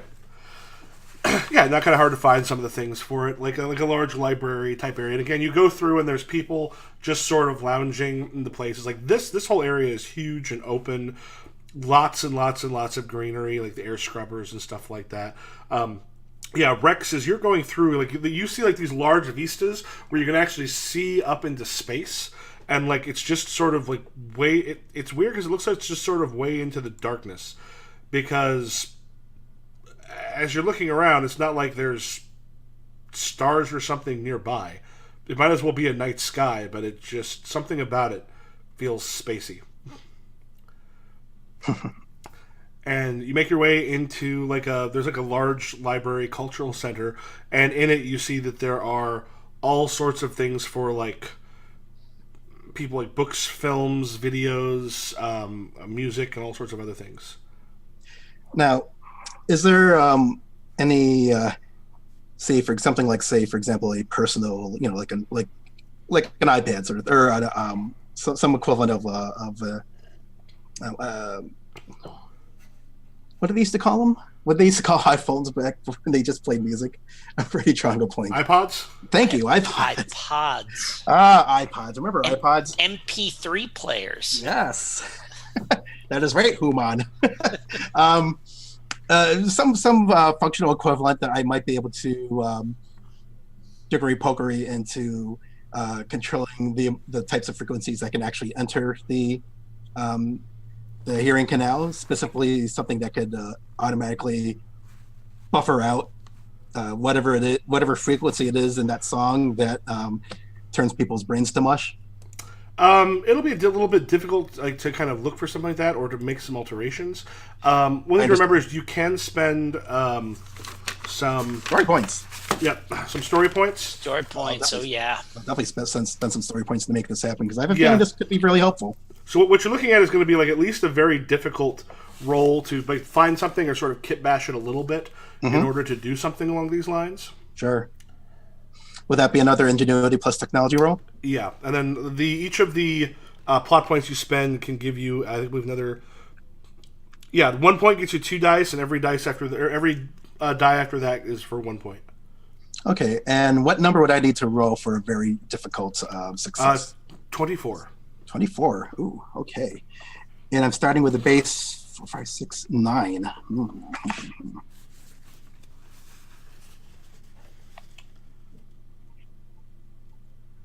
So I think I want to add at least. Oh, this is going to be a lot. I might need to blow. Is there a limit to how many of these story points I can spend on one roll? Just as much as you have. Okay. Well, since I only have a 9 and I need to get up to a 24, you said. I think I'm going to spend, let's say 5 dice. That's really going to take down my story point reservoir, but I have at least 3 more points for pure survival purposes. So let's go with that. So I'm basically rolling 7 dice. Did I get that right? Mm-hmm. Okay. So I'll probably want to enter this in manually because it's not just the 2 die roll. So roll 7d6 plus 9. Do I have that right? Mm-hmm. Or is that what your ingenuity plus technology is? Yes, because my ingenuity is 6, my technology is... Just make it slash roll. Thank you. 7d6 plus 9. Oh, that's a good thing I spent all those points. Yeah, so it'll take you a little bit as you're putting it together. Cameron, while the rover is doing this, what are you doing?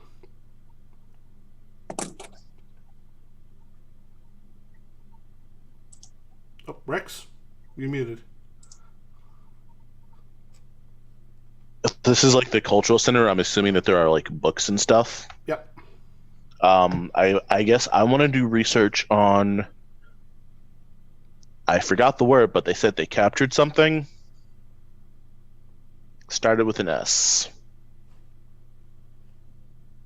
Oh, the saboteur. Yes. Oh, a saboteur. And I know what a saboteur is. This is. I thought. Yeah, for a moment I was very confused. I'm like, they captured.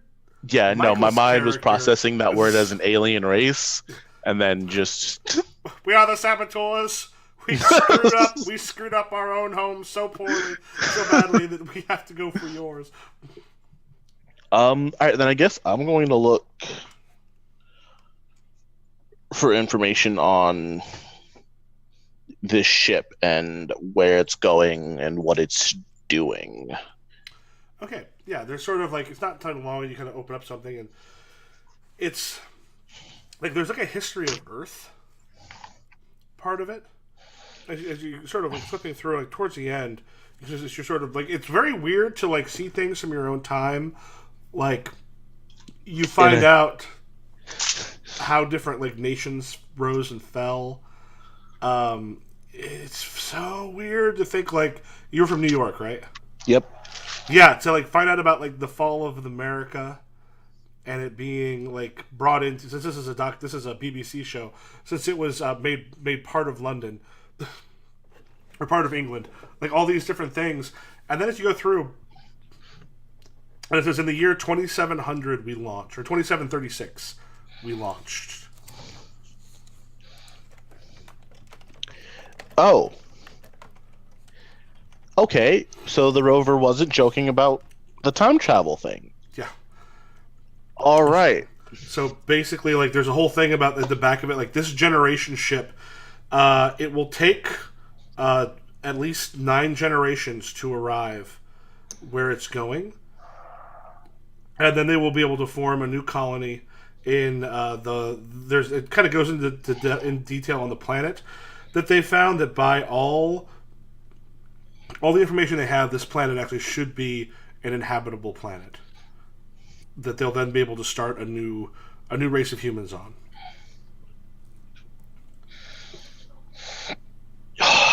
Interesting. All right. I guess the reason I'm doing this, I'm trying to find out why someone would, I guess, try to sabotage this. Like, who stands to gain from this mission not succeeding? Okay, yeah. In that case, as you're sort of flipping through trying to find stuff particularly about this, go ahead and make this would be, I guess, ingenuity plus knowledge, and add a +4 for the book that you're in. Okay, ingenuity plus knowledge. I feel the Doctor Who game ingenuity is one of the most rolled one of the most rolled stats. How clever are you? Roll. Quite clever. 19. That gets you a hard. And you're sort of flipping through, and then you sort of find a thing where it's, as you find information about this particular song of Seraphon is mentioned. It was used to lull the miners of Certes 4, which is something you might have heard. I don't remember if the doctor mentioned or not, but it goes into more detail about what happened. This particular song was used in essentially, like, Certes 4 was the place, like essentially like a large asteroid field where they were mining some of the final fuel to send the generation ship. And a number of the sons and daughters of the miners who were killed by the malfunctioning of the Song of Seraphon 4 ended up on the SS Gandhi. So they're there to sort of fill the ship. And in itself, it's often been used to essentially take some of the lower classes and grind them under heel. It's basically been a tool of the elite, of the rich and the powerful. So it didn't get destroyed and is still being used. Yeah, like it may have been outlawed 150 years before the SS Gandhi went into space, but it was apparently still being used. Of course, rich people do what they want and get away with it because they're rich. It's good to know that in 700 years that doesn't change. And at which point you get like a little bit of an impression comes on you. There is, let me get her name.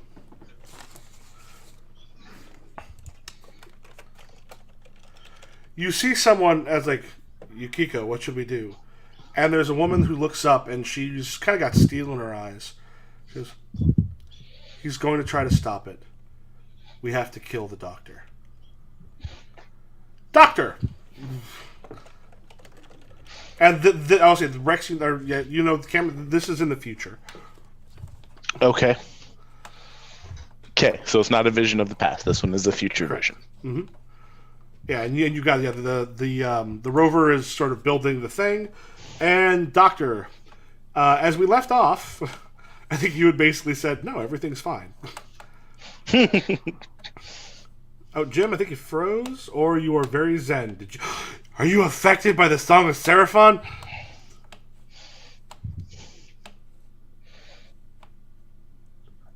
Oh, Jim, you froze for a moment.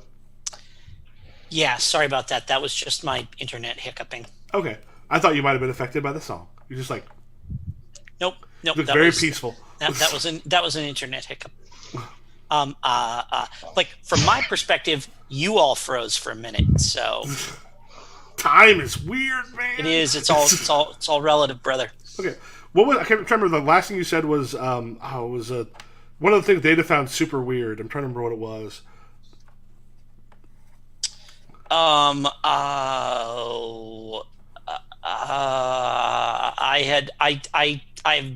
deployed my. You look pretty sharp. Just keep up.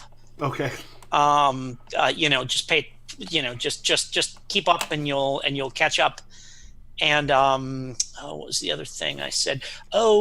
She said. I said I'm not a doctor. I'm the doctor. Okay. Was the thing that I said. She sort of looks at you. She's like, "You should meet Yukiko."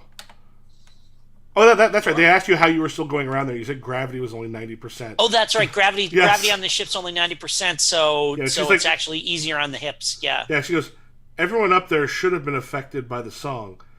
You were just walking around without any sort of hearing protection or anything. How is that possible? And I kind of tap the side of my head and I say, well, I've got 3 eardrums, so that may have something to do with it. At that point, the door behind you opens. Yep. You sort of turn and you see a number of other, like the soldiers that are sort of this, they don't have the headphones and such on, but they're sort of sitting there, kind of got the guns sort of aimed, and there's a moment where they see the rest of their people and put them down. Now this area, unlike where you were before, It's low ceilings, like just like if you were like 6'2", you'd be scraping the top of it. Luckily, I'm not. Yeah. So it's one of those things where it's fairly small ceilings. You can kind of see going into the back narrow corridor that the room it comes into. Yeah, like I'm not Capaldi sized or anything like that. So yeah, it's like a little bit bigger. And there's a woman who's sitting sort of in the group, and she sort of looks at you and she's, Jocelyn, and she just goes, I have no idea what to make of this man. So it sounds like you're the boss. I'm Yukiko. Who are you? I'm the doctor. Doctor who? Yeah. And like just like corner of my mouth turns up just a little bit when she says that, and I say, you know what? I say that'll do. She goes, where did you find him? And she's like, we found him just walking around the luxury deck.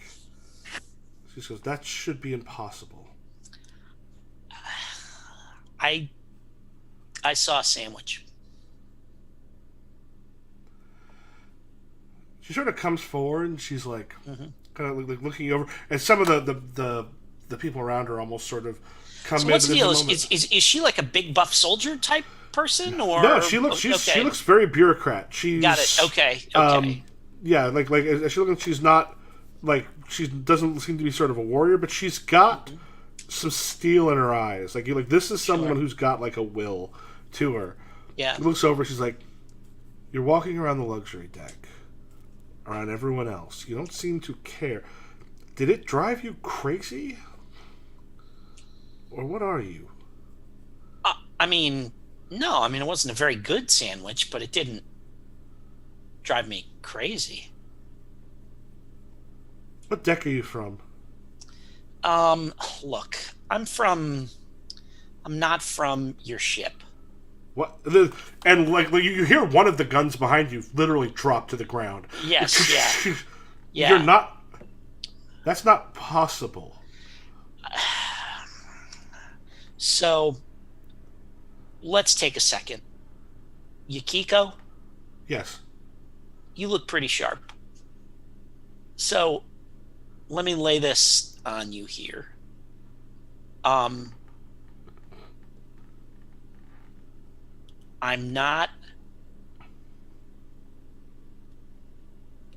clearly not on your passenger manifest. I'm not one of the people who is getting their heads messed up by that song.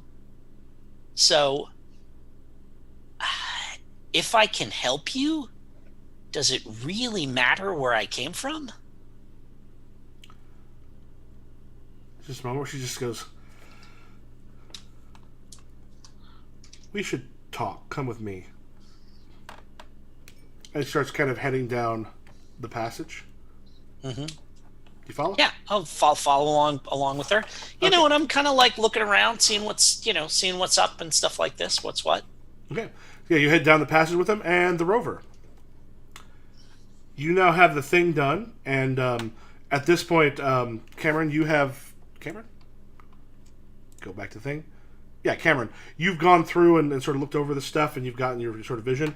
But Rover, you've got what you think should work put together. Would one be able to? Would I be able to make more of those now that I've figured out how it works? How long would that take? Do you want to try it on someone first? Oh boy, who would I want to try it on? I'd hate to make either myself or. You know what? I feel confident in my abilities, so let's go ahead. What wasn't it to like sort of reverse it? Oh, actually, it's not for whatever reason. It's not in your head. Okay. Yeah, I was actually thinking something else, but maybe this works. It sounds like this will work better.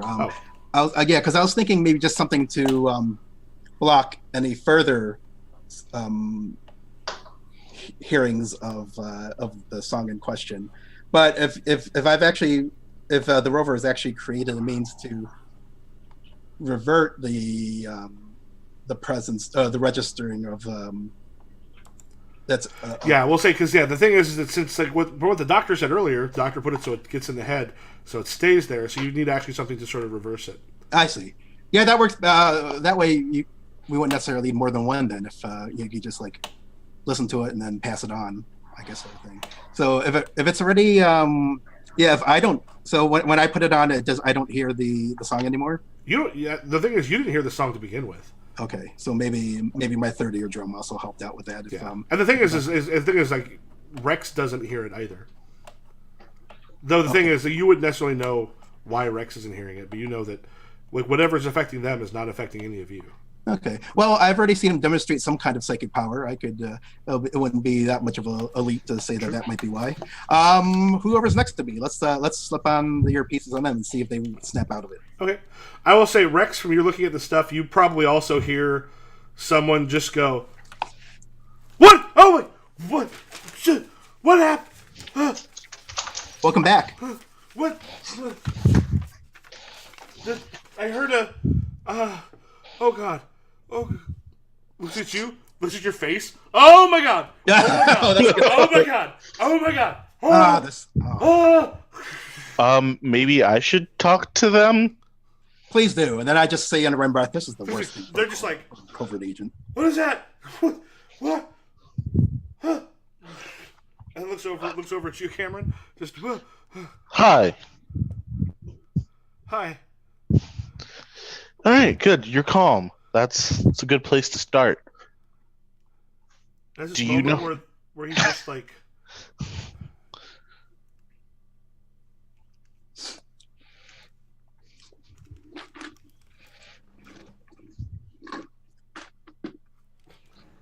He takes off the earphones real quick and then just slumps back. Not a permanent solution. Got it. Do you put the Maybe we should start. Maybe we should.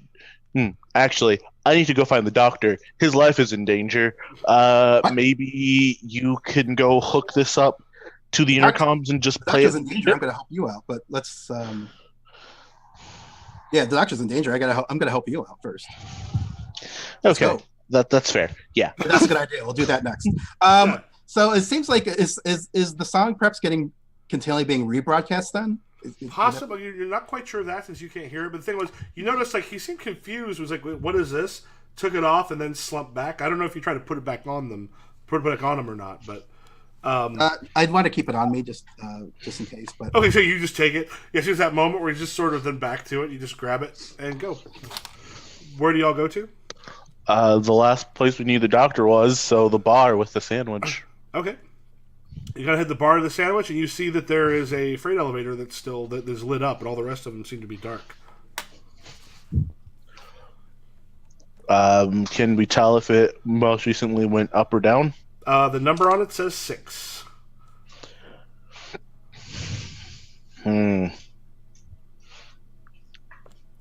Which is the one you saw earlier. And you said that the captain's deck was on Route 66, and so it was a similar room to the one that I saw in my first vision, but looked better. Yeah, the captain's thing was much better put together. The other one was like kind of kit bashed. Okay. Then I'm gonna press whichever button that gets us to a like lower numbered floor. Like I know technically that's the up, but I want to go to floor 1, like deck 1.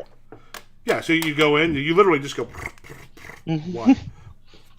Okay, so the two of you head down to deck 1? Yeah. Okay, so Doctor. She takes you over, there's like a railing that kind of looks down over a deck sort of underneath, and you see there's a bunch of people working, and they're sort of going through, like the air down here is just worse than it was up there. You have like the all the greenery that would have helped scrub the air and make it just not be as stale and everything else is there. And she goes, and I think the last thing you said is, I can help you? Yeah. Oh, yeah. Yeah, do we want a quick bio break? Yeah, this is a good time for that, I think. Okay. Let's do that. Take a couple minutes, then we'll come back, and then we'll probably do the last bit. or go to the end.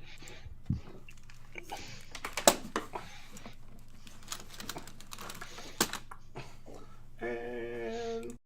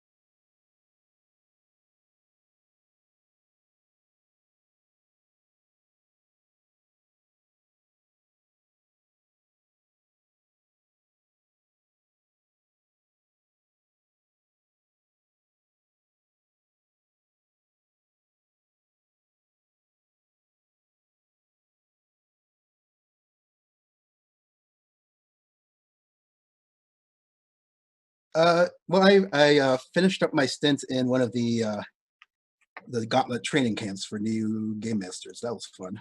Um, I ran a Dungeon World session, and this most recent session, someone ran Monster Hearts, which I'd never played before and enjoyed. And week before that was a Monster of the Week session, which I also had not played yet. So yeah, I felt like it was a good training series. It was a really good idea to get people used to the idea of running games in this kind of format. Yeah. Mhm.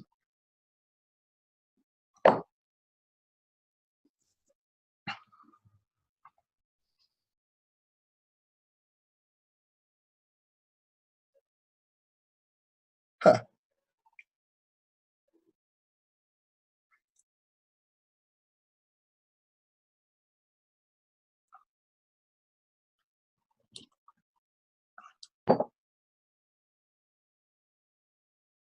Oh. Hmm.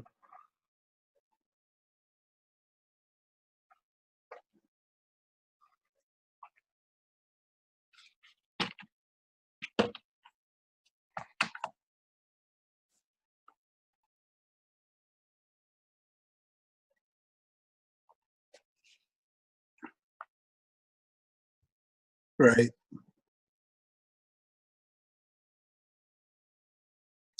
Yeah. I mean, the first time. I mean, it makes it. I mean, certainly you want to give people. Also, you want to give people a chance to play the game who've never played it before, and after the first one or two sessions, you figure they could just keep playing on their own rather than at a con. But oh well.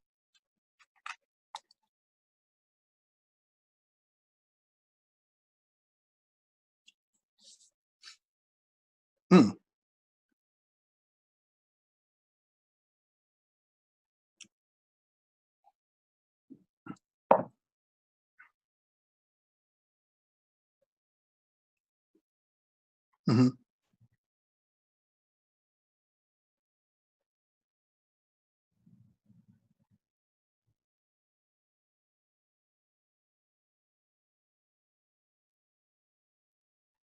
Mm.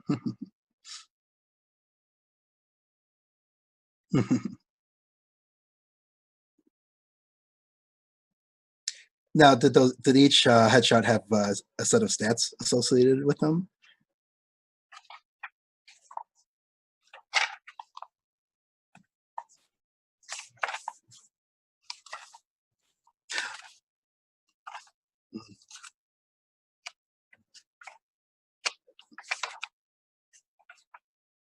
Okay.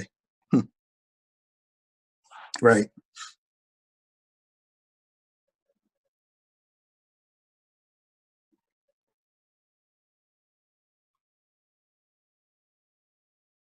Hmm.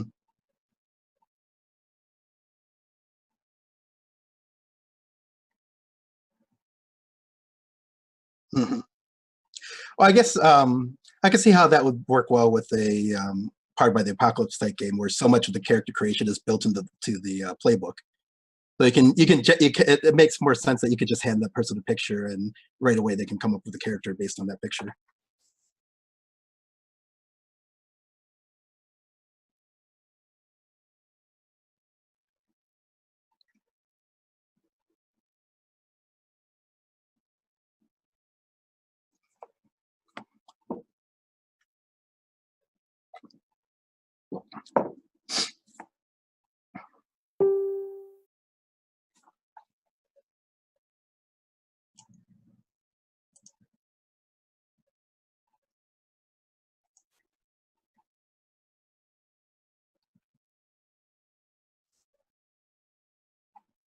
Oh, I see.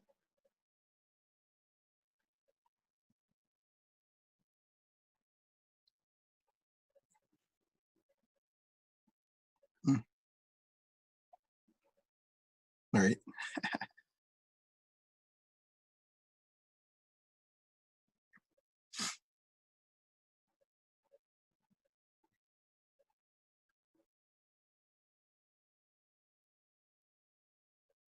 Yeah.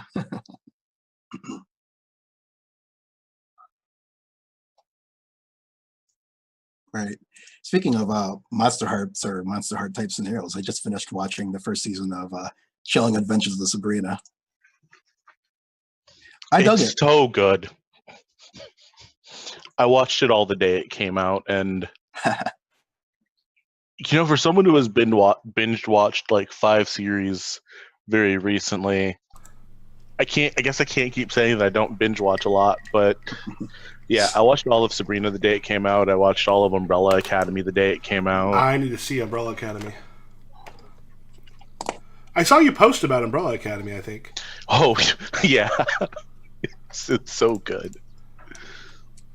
Yeah, I'm looking forward to that too. I would have started that today, except since I was in a rush, I wanted to finish my dinner before this started. I just went for something that I knew I could absorb quickly, so I started the second season of The Punisher. Oh, I love second season Punisher. Oh, great! Yeah, I like the first episode. It's pretty intense, and yeah. But once I wrap up this, then definitely back to then I'm most likely going to get into the Umbrella Academy. Yeah, I'm hoping Daredevil and Punisher and Jessica Jones at least gets repicked up. Yeah, I hope those series find a home. Yeah. Yeah, I'm pretty sure they're gonna end up on Hulu since Disney owns Hulu. Mm-hmm. And Luke Cage, I love the actor for Luke Cage, but the second season, just the writing was. Oh, I'm like, they deserve better writers. Yeah, I'm encountering a bit of that too. I've gotten like halfway through this season, and the fact that I'm still halfway kind of says how much I got into it. But it is a shame. It is a wonderful character. Yeah. And I just like that whole milieu and background. But yeah, something about I don't know what it is. So. Anyway. I mean, in my opinion, they improved Daredevil a lot over each season. So I'm hoping if they have another shot at Cage, they can really knock it out of the park. Yeah, we'll see. I think we'd left out for the Doctor, right? Yes. So, yeah, Doctor. She takes you over and you see all of the people sort of people that are working, kind of gathering stuff on the deck below. Can't remember what she had said right now, but she says this is after a commercial break, so sometimes they alter it a little bit. Mm-hmm. She goes, if you're not from here, when we came aboard, my great-grandparents were promised something amazing. What they didn't know was they were promised to put their family into a life of servitude. If you want to help us take over the ship. So that I cannot do. As you can see, I and I kind of like woof my my coat open. I'm like, I'm not I didn't come packed for any coups or revolutions or anything like that. Now, if you'd like my help to try and I don't know, automate all this, what is it that they're doing? I mean, you understand that you're not going to live to see where this ship ends up, right? Yes. Yeah, I'm quite aware that our grandparents decided to sell us into working for them. They're creating things they're harvesting material to feed the makers on the ship. That's what we'll be doing, and our children will be doing, and our children's children, until we finally arrive at whatever place where I'm sure we will be the workhorses. So let's think this through. You take over the ship, what are you going to do? Well, once we've gotten rid of the luxury class, we create equality. So you understand that the makers aren't just for the fancy dans upstairs. They're they feed everybody, right? Yes. Okay. But we're the only ones who ever have to work it. So have you taken this up with the captain? The captain doesn't want to hear from us. We're supposed to stay down here and work while they live for generations in a virtual paradise. I cannot help but notice that you did not actually answer my question. The captain wasn't taking meetings. Ah, okay. Now we're getting somewhere. So why don't you come with me? We'll go upstairs and we'll talk to the captain. And I'm sure that I can help you iron this out. The captain and everyone else right now are under the song. We can't talk to any of them. They'll be dead probably within a few days.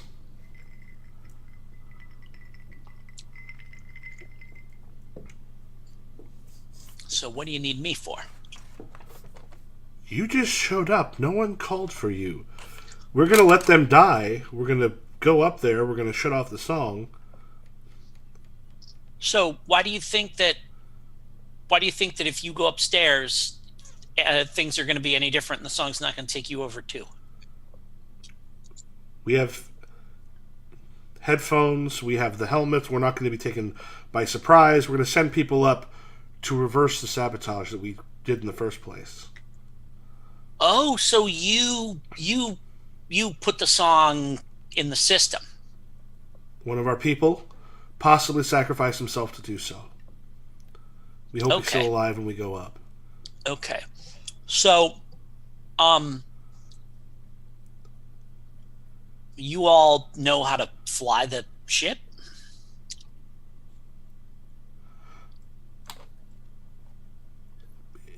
It's automated. Yeah, okay. Okay. You understand that if anything goes wrong, you actually need to know how to deal with it, right? We have engineers.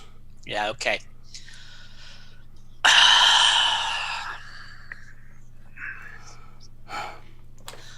You So want you us? didn't talk to the captain about trying to find a way to figure this out and maybe have everybody work down here instead of just you. No, we didn't. Yeah, okay. So it's not too late to have that conversation. She goes, fine, give me a minute. Let me grab some more headphones to go up so we can pull him down and talk. She goes, if you go back to the elevator, I'll be back in a few moments. I shrug. And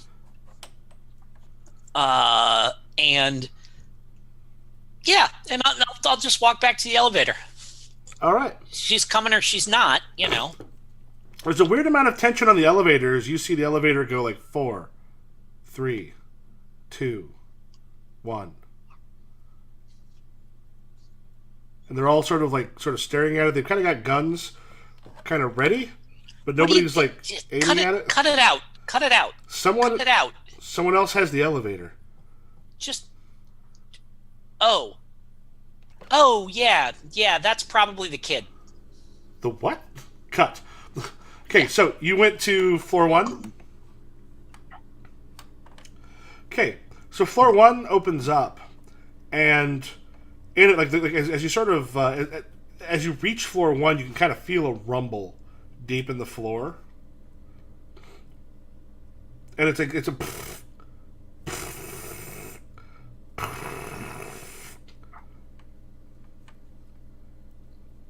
And Rex, I'll say this again. You get a bit of a vision. We'll say this is the psychic. Let me double check if the psychic stuff works for you. I know it can give you information.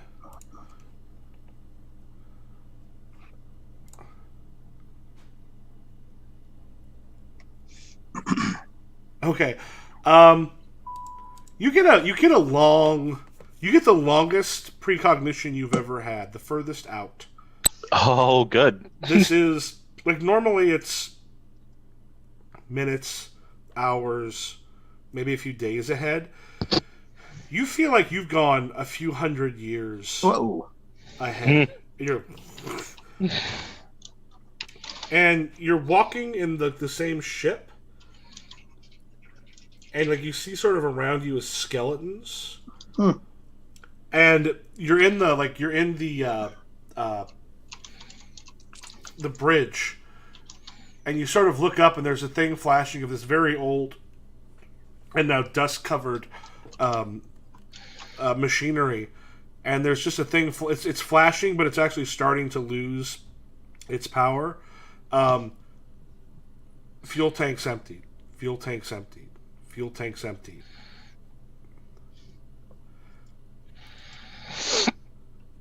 Okay, it looks like the ship doesn't get to where it's supposed to go. And you sort of come back to yourself as you step into the the deck that attaches itself to the engines.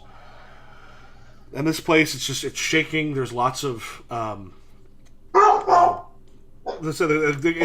it's not painful to be down here, but it's fucking loud, or friggin' loud as you're down there. You just hear as everything's going.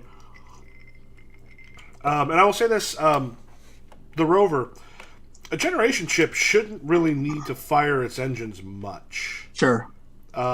This is a lot of fuel being fired right now, or yeah, like basically there should be like a small correction maybe every once in a while, or to move out of the way of something. If there's an asteroid or something in the way, but like, so either there's like an asteroid or something in the way, which you think you would have seen alerts on the bridge, or it's just firing way too much fuel. Yeah, almost as if, as Jim noted in the notes, that someone amongst what I don't know of as rebels yet, but someone has decided to make their own course correction apart from the one that I was sent here to ensure or not ensure, depending on how my mission evolves as the plot takes form. So we've been able to feel the launching. Was that the rumbling that we noticed? The engines? When you got down there, yeah, it's the engines going kind of hard. Okay. Someone's redirecting the ship. The rover says aloud. Those are the engines going off, and there'd be no need for the engines at this point unless they're actively changing the destination. Whatever the destination is, they don't make it. How do you know?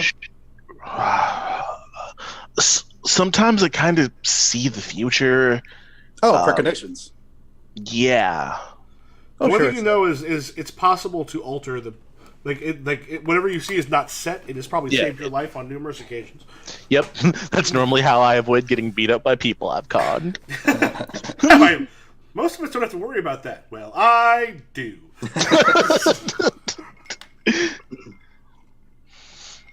All right. Well, let's get back to the doctor, and maybe whoever is making that change are the same people who are putting him in danger right now.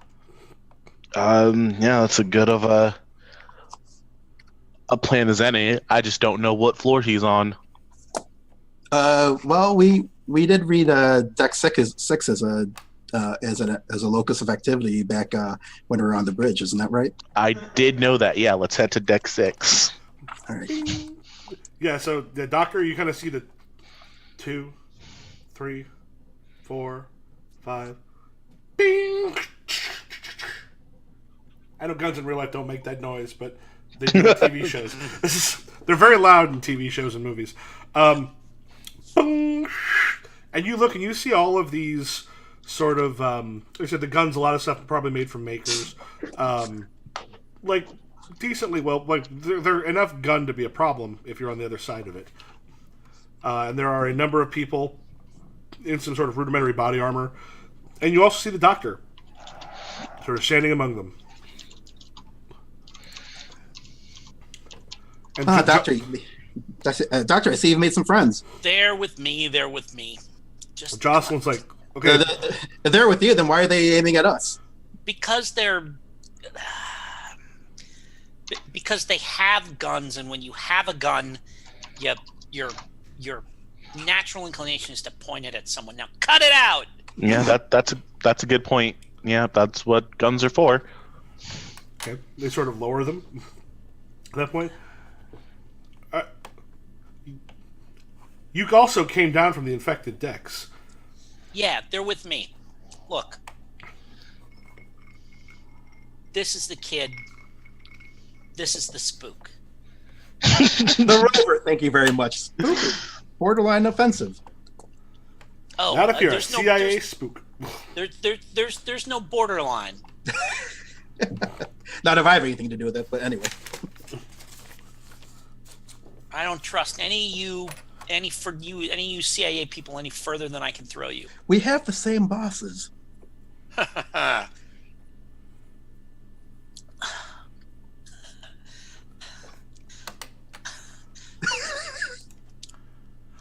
Do I recognize any of these people standing around as the one that I heard talking about killing the doctor? You don't at first, but then you see a woman who's flanked by a few others.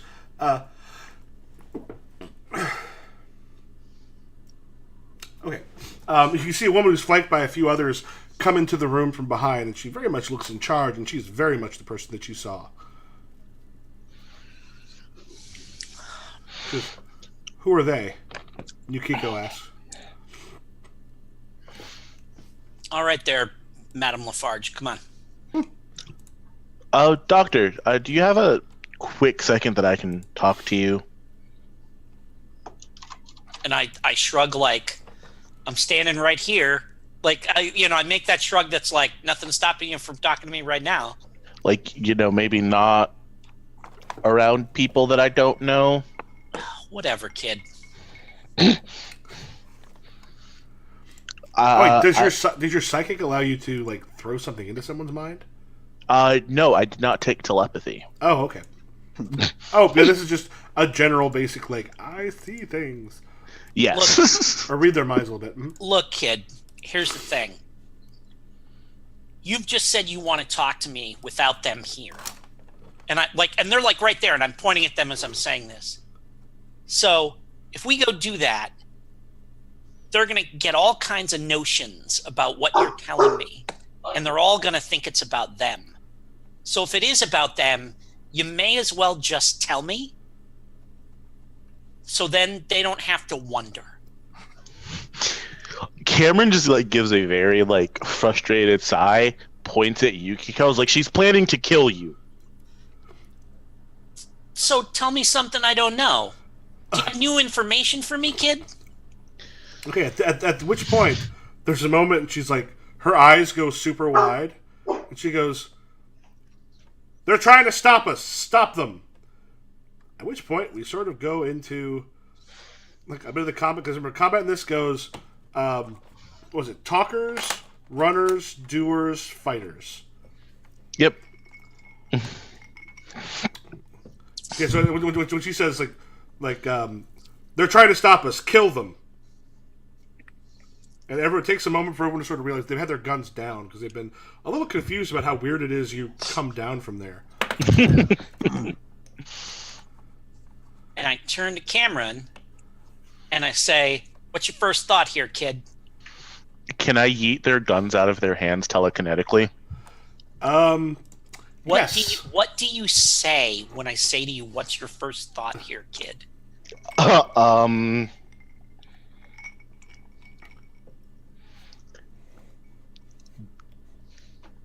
Disarm. And I sigh and shake my head. Okay. That was my talk. Okay. Okay, and so do we have any runners? Oh yeah. Oh yeah, where are you running to? I'm running into the elevator. Okay. So then that leaves unless someone else has got a talk or a run. You got so it Like, sounds like kid. what's And I book it into the elevator. so I think Cameron. Oh, so your resolve is 4. Okay, if that helps. I assume that we were already, if not still in, but pretty close to the elevator. That being I think me. you're still probably in the elevator, probably. Yeah, we are still probably in the elevator. Oh, you guys are in the elevator? Okay, cool. Yeah. Yeah. I'm gonna like I just say that over my shoulder, and then I go booking into the elevator. yeah. I'll try to initiate an emergency departure. Just basically fix the elevator so that it automatically closes as soon as the doctor gets here and doesn't let anyone else in. Okay. So you go for the door close button, and then Cameron, you said you wanted to like pull their weapons out of their hands. Yep. All right. So are you trying to do it to all of them?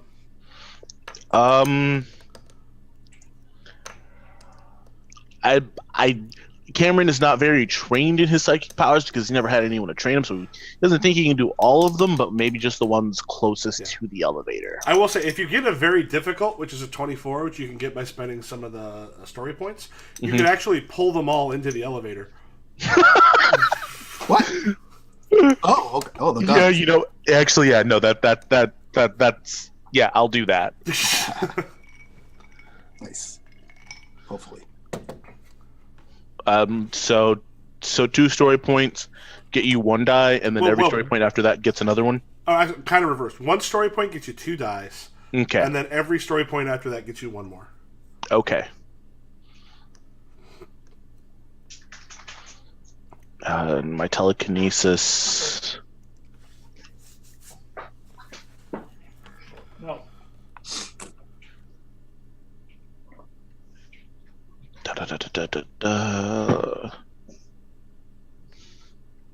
What roll would you like me to do to yeet their guns out of their hands?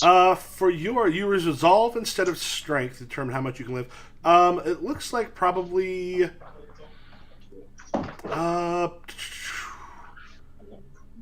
throw an item, maybe resolve plus marksman to try to grab all of them. Okay. Because that's what it says for throwing something. You're kind of doing the opposite. I mean, you're throwing them, but you're pulling them out of their hands. Okay. So I'm going to spend 2 story points to roll 5 die total. Mm-hmm.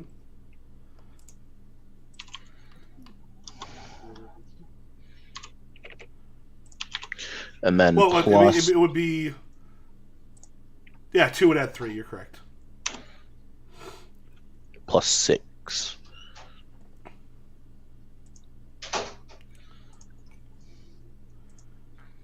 So that's a 25 on that? With the plus 6? Actually, I'm going to spend 3 to roll 6 die. And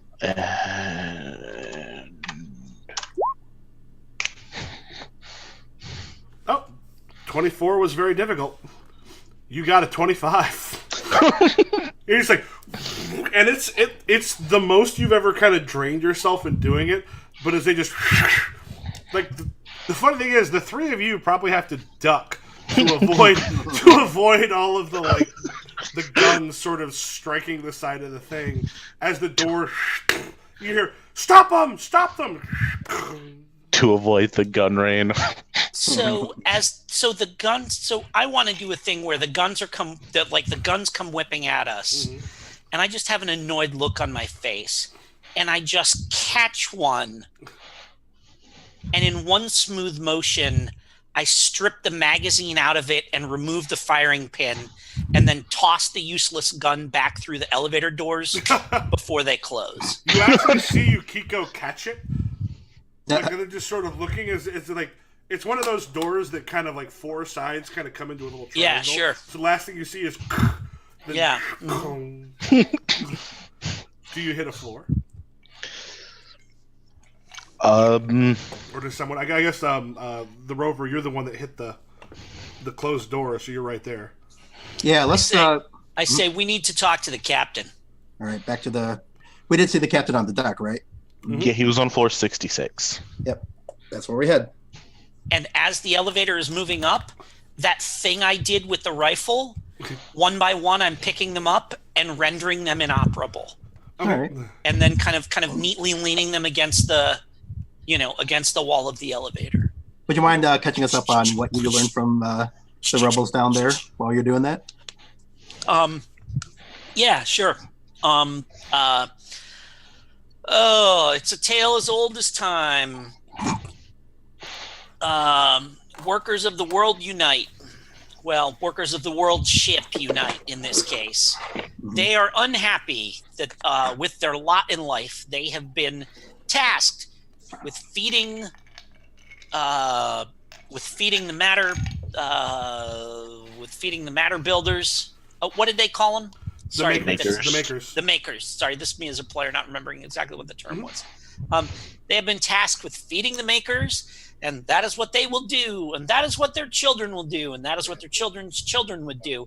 And rather than ask somebody about this and see if they could come to some kind of an agreement where everybody figures out how to get along, they made themselves some guns because that's what they do.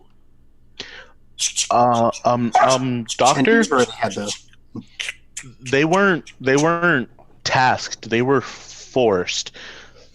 The song thing, the elite classes have been using it to control the poor folk.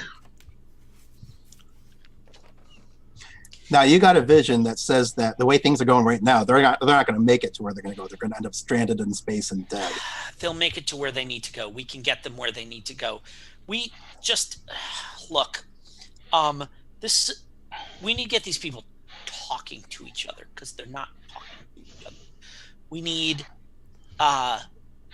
to get the rich jerks to understand what the workers are going through, and we need to get the workers to understand that killing the rich jerks is not going to fix things. If that's going to get them where they need to go, that's because it's. I'll tell you right now, it's vitally important that they actually make the destination and don't hose themselves in with all the squabbery. As it stands, go ahead, Doctor. Yeah, of course it's important they get to where they're going because they'll die if they don't. Yep, seen that future already. I would like to change it. Yeah, no kidding, kid. How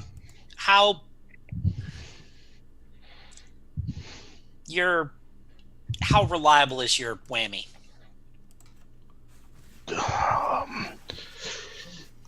Pretty reliable.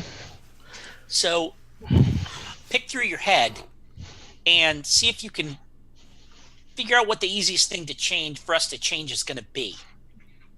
I have a feeling why this is why you ended up in my cold rinse. All right, I will spend a story point to ask for a precognition. All right. So let me check on that real quick. So yeah, you kind of like, so it's always a little difficult to sort of concentrate and try to figure it out, but you're like, and you see like it's like 4 or 5 different futures. Whatever has happened, no matter, like you see the doctor, like you see the doctor and you see the rover changing some stuff. You see a group that's only the worker class changing stuff. You see a group that's the current like a pilot and such class changing stuff. You see all those, and all of them end with the ship sort of running out of fuel. It's, and then you see a world, and it kind of turns underneath you.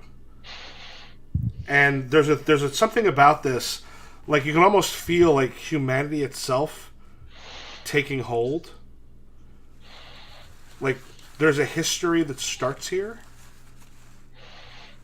and you see 2 people, Yukiko and the captain, step out of a blue box onto red sand and sort of look around them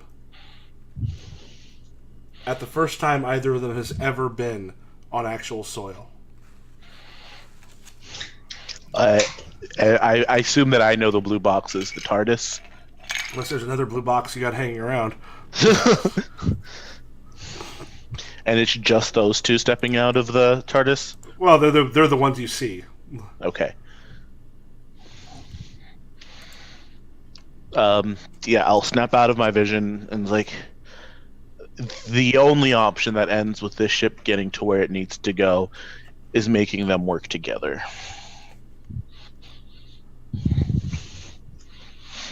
And then like I'll kind of explain like the different futures that I saw. Like you start to explain, and I just like hold a hand up, and I'm like, no. Clearly, kid, the universe put you here, and I point at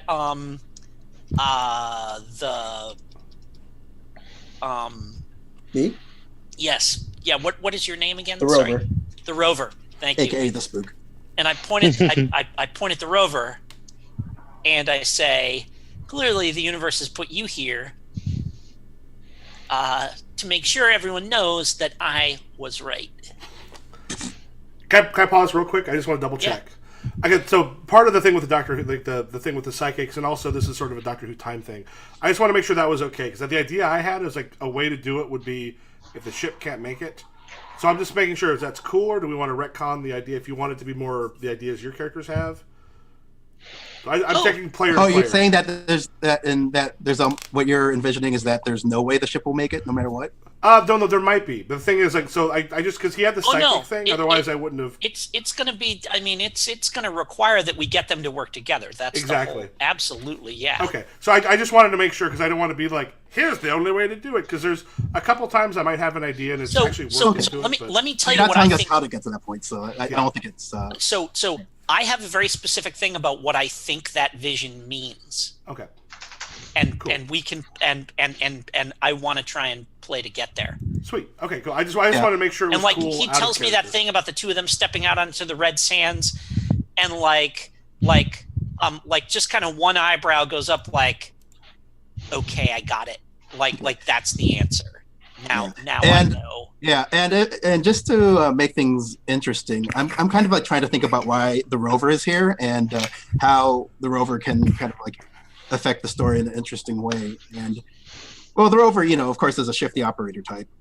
What if, and in my back of me, I'll just say what I was just kind of percolating in my head about why the rover cares about this mission, or why the CIA even cares about this mission. Sure.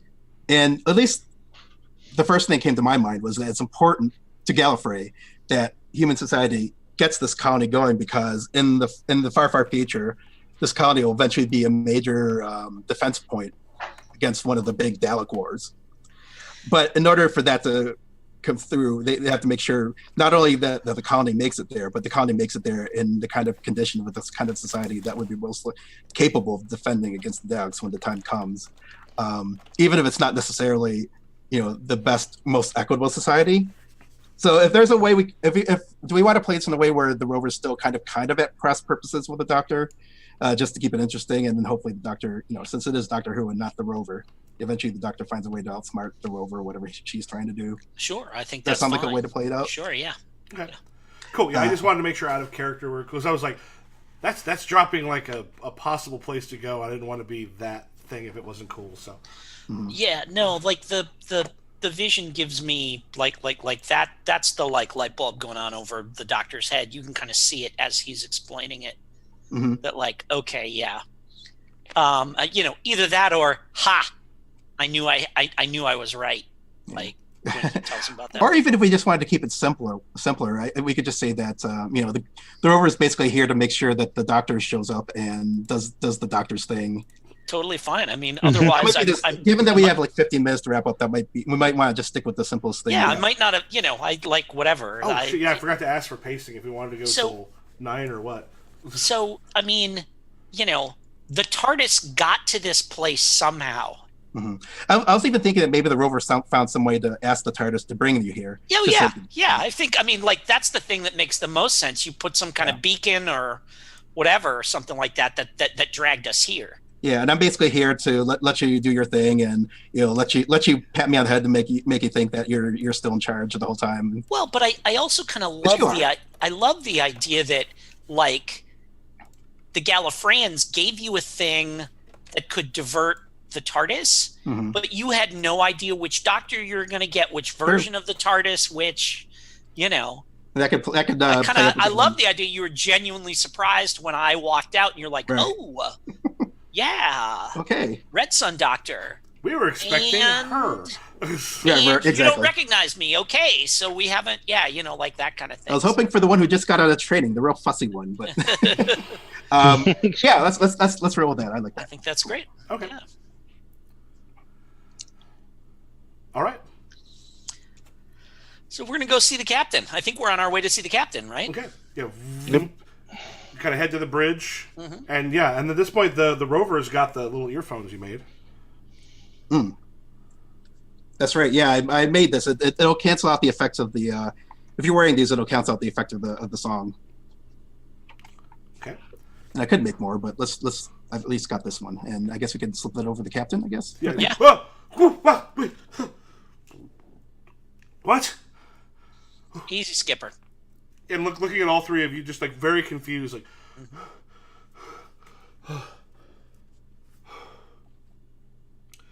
What happened? So now this is gonna.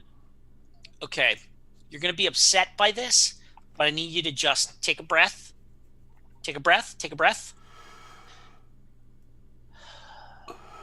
All right. So, your friends downstairs are unhappy with their working conditions, and they might have gone a little overboard in trying to fix the working conditions. So, there's a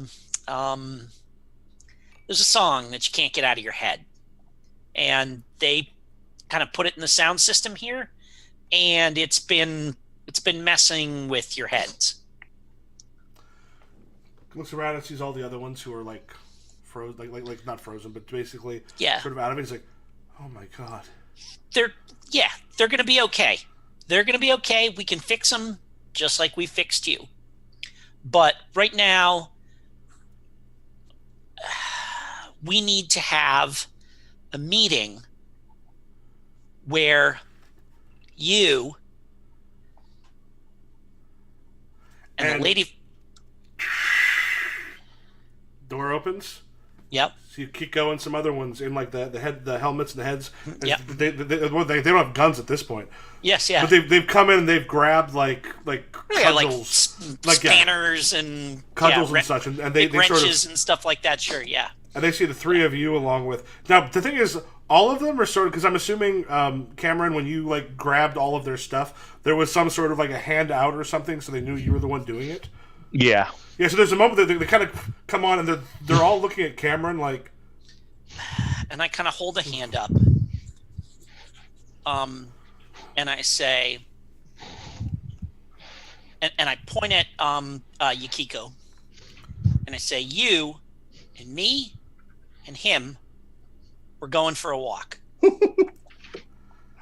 You and I kind of I make this dismissive gesture towards you goons can stay here. Okay. There's a moment, and she just kind of walks up. So like the one they're terrified of right now is Cameron. Yeah. So right. Did she sort of Kid? Yes. They give you any trouble, you do that thing where you cook their brains, okay? Yep, will do. Say this loud enough to be heard. Oh yeah, Yeah. totally. Absolutely, yeah. There's just like eyes go super wide. So we're going for so to recap, we're going for a walk. You be nice. Okay. So they look. She looks plenty scared, and she kind of walks up to you. Can't hear much because she's got the stuff on, but you kind of said loud enough to be. Or did you use the thing to be heard? If I need to, yeah. I use my little so she can hear it. Yeah. She can hear it through the thing. Or you know what? Can I offer a slight alteration? Yeah, sure. You could actually tie it into her headphones. I could, but I don't want to because I want to make sure they hear me say the cook your head thing. Yep. And also just in the show, Yep. my talking in a normal voice and then a time delay second later it booming out is just a awesome. fun effect. Yep. So yeah. Yeah. She just. Yeah. So she and the captain both look. They kind of go with you.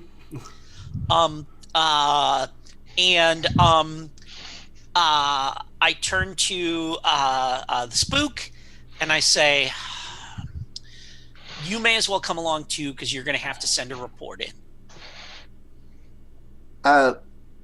Sure. Yeah. I can do that. And we get in the elevator and I say, so have you two met? He's just like, yeah. Captain just goes, I don't think I've met her. That she just lies. It's like, yeah, he has no idea who I am. Okay, so every day,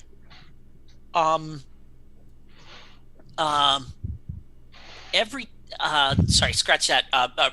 Every time you eat one of those pretty good tuna salad sandwiches, referring back to the sandwich that I ate downstairs, this is the person who makes it for you. Now, she's got a whole crew down there that does nothing but fill the hoppers all day, all night, to make sure that you stay fed. It's about time that you take a walk around and see how the whole ship works. And so we're going to, if we can just montage, we go all the way down. We walk him around the lower decks. We have him see the people there. We force him to stand there while a couple of little kids are like, all we do is work all day and our lives are so hard. That thing. And he kind of really gets to see everything that goes on there. Okay. We see the montage a little bit. Then as you're going through it, he's seeing all this stuff, and you see him at a place he's never been before. And all the people there are looking up, like they've never seen someone literally that clean. Yeah. In their place. And then it kind of cuts back to one of the engineers. It's like, whatever happened, the engines have been going crazy, and they've been using up a ton of fuel. He goes, if they burn like this for a few more days, we'll be out of fuel entirely, and we'll never, he goes, already, we can't make it to our destination. And our destination has changed. I nod, and I say, about your destination, come with me. And I say that to the two of them. Okay. And we go up, we go into the elevator, we go up to whatever, we go up the 2 floors to where the brig is, and we walk in there, and I say, I think it's important for you to know what you're working for and why you got to work together to get there. Now, you both know that you're not going to live to see it. Well, at least you thought you weren't going to live to see it. And I open the door to the TARDIS, and I kind of like make a little like after you gesture. Okay. And we go in, close the door. I,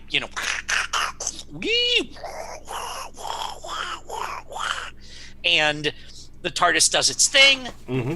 And I walk to the front door and I open it, and like, kind of pink tinted light, kind of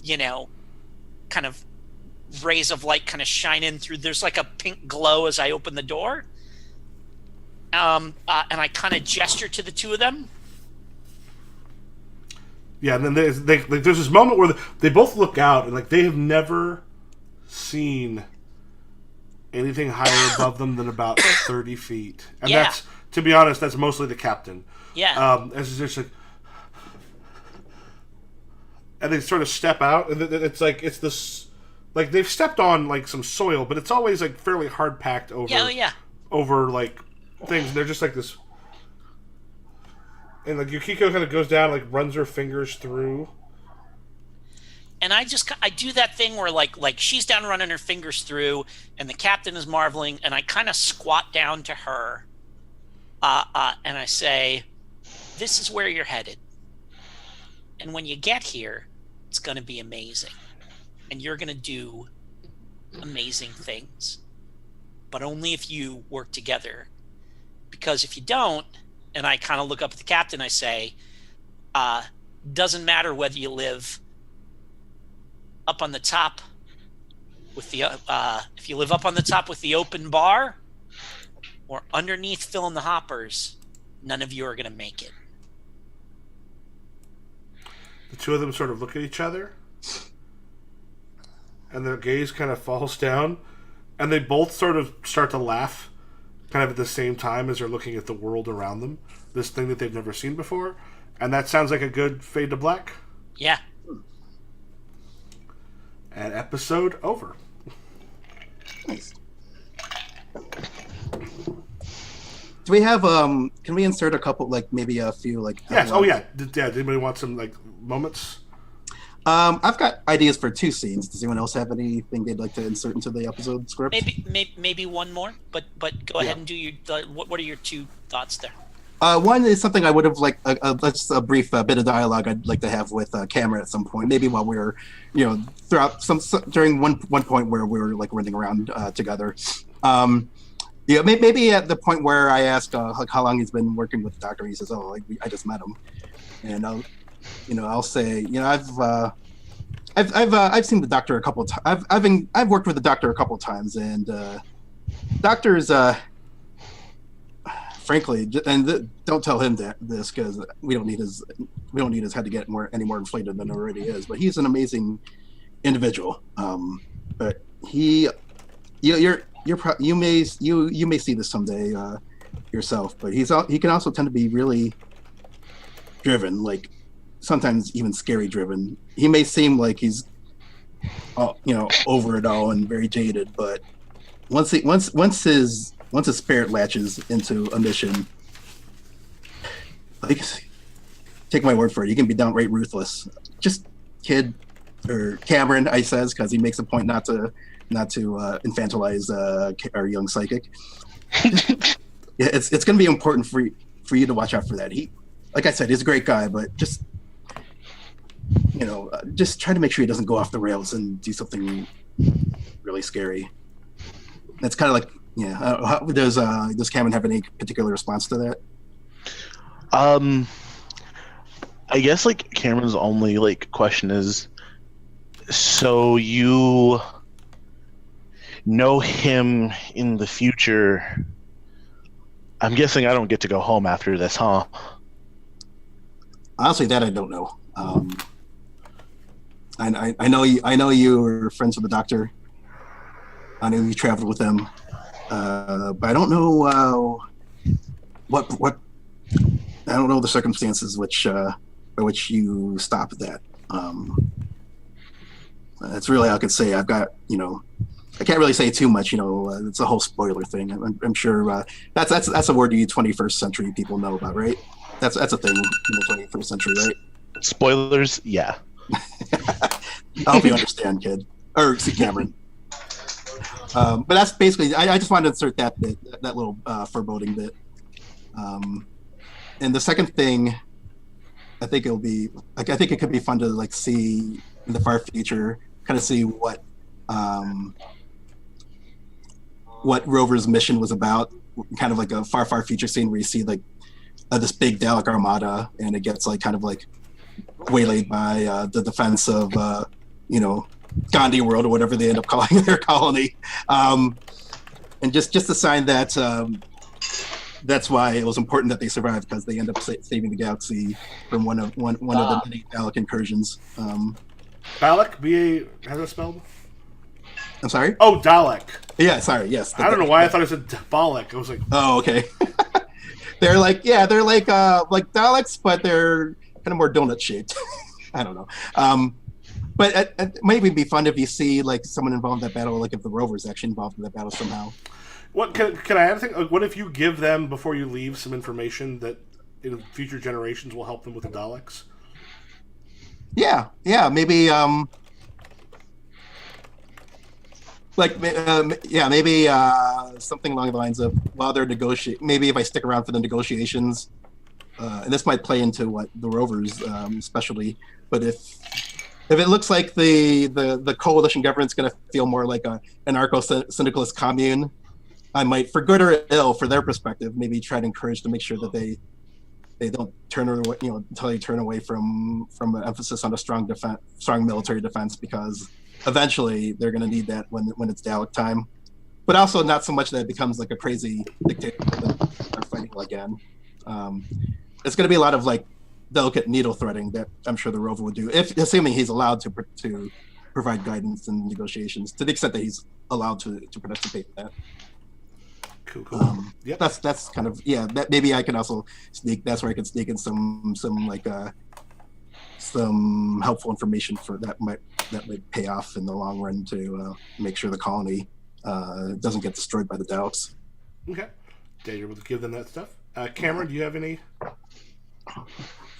I think that when everything wraps up, Cameron will go to the doctor and just be like,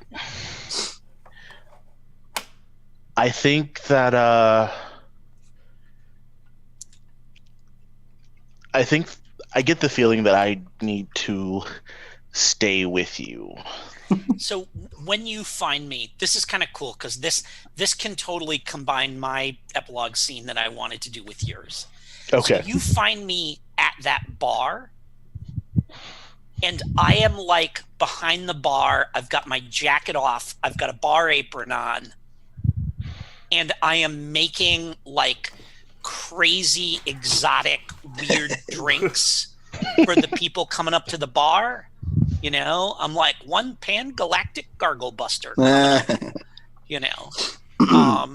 I'm just like, and so there's like some people there and they're having fun, and very explicitly it's like a bunch of people from below decks are up here in the atrium, like at the bar, and I'm serving them drinks, and they're like kind of cautiously talking with some of the tops and some of the people that we saw upstairs, and who were the on the bridge and stuff like this. And you come down and so I see you coming up, and I walk down to the end of the bar. And so as we're talking, I'm like, I've got the bar rag, and I'm cleaning out glasses, and I put I take an olive from the bar set, and I just put it on the bar, and as we're talking, I like take one glass, and they're opaque, right? They're like whatever, like some kind of they're like frosted glass, so you can't see what's inside, right? And so as we have this conversation, I take one and I put it upside down over the olive, and then I take a second one, clean it out, put it down next to that one, and I'm going to take a third one and put it down next to that as this conversation happens. So let's have this conversation.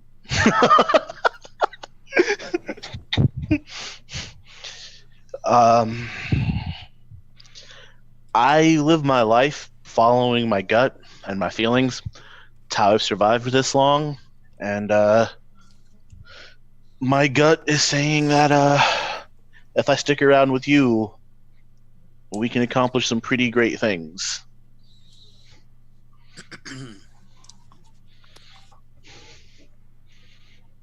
What's your whammy tell you anything about me? Just that I'm safe with you mostly. You did say those predictions were unreliable. And so as we're talking, I've been just very casually swapping, like sliding the glasses around, right? Yep. Rearranging them. And I say, look, kid,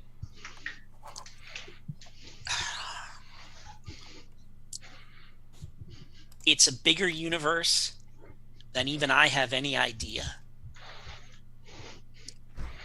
I've seen stuff. Well, if I could explain it, I'd just write a book and retire. But you got to understand that you pretty much got one choice. I can take you home now, or this is what you're going to be doing. Because there's no going back from that first step. It's a doozy.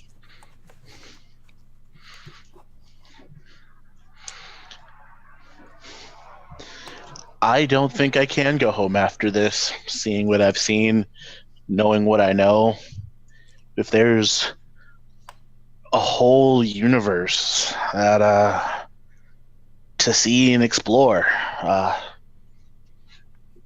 it's a whole universe to help. If you're gonna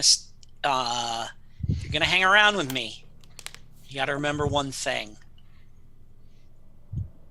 You, and I pick the first glass up and there's an olive under it, are not as smart, and I pick the second glass up and there's an olive under it, as you think you are. And I pick the third glass up and there's an olive under it. And that's like credits roll.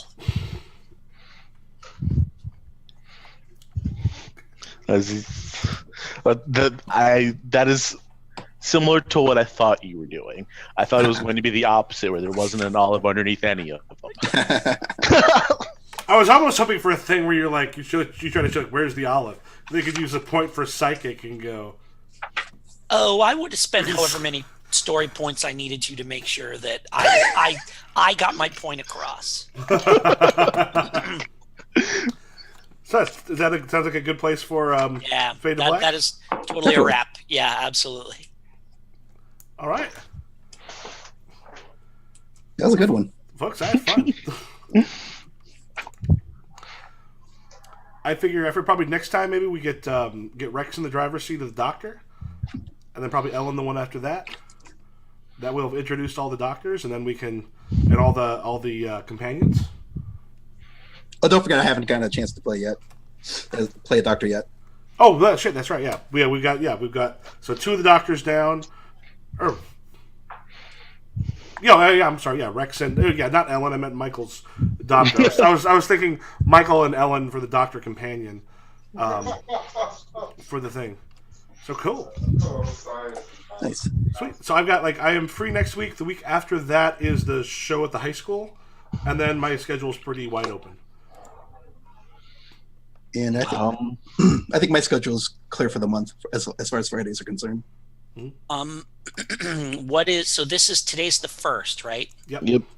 I am free next week, but then have conventions the following 3 weekends. Okay. Because March is a big con month for me. So. See, I've got but I'm around next week, so cool. I'm also around next week. Plan accordingly. And then I'll have one week I'm not available, and then we can do with some other folks. Yeah. It's a good thing you got to play your doctor this week, then, Jim. Yeah, no, it was awesome. I really enjoyed it. That was a lot of fun. Thank you. Cool. Yeah. I had a good time. I guess catch y'all later. Yeah, Have thank a you. good night, everyone. Sweet. Right, Yeah, cool thanks. episode. Thanks. Yeah, good to see everybody, and we'll see you next week. Have a good one. Sounds good. Good night, everyone.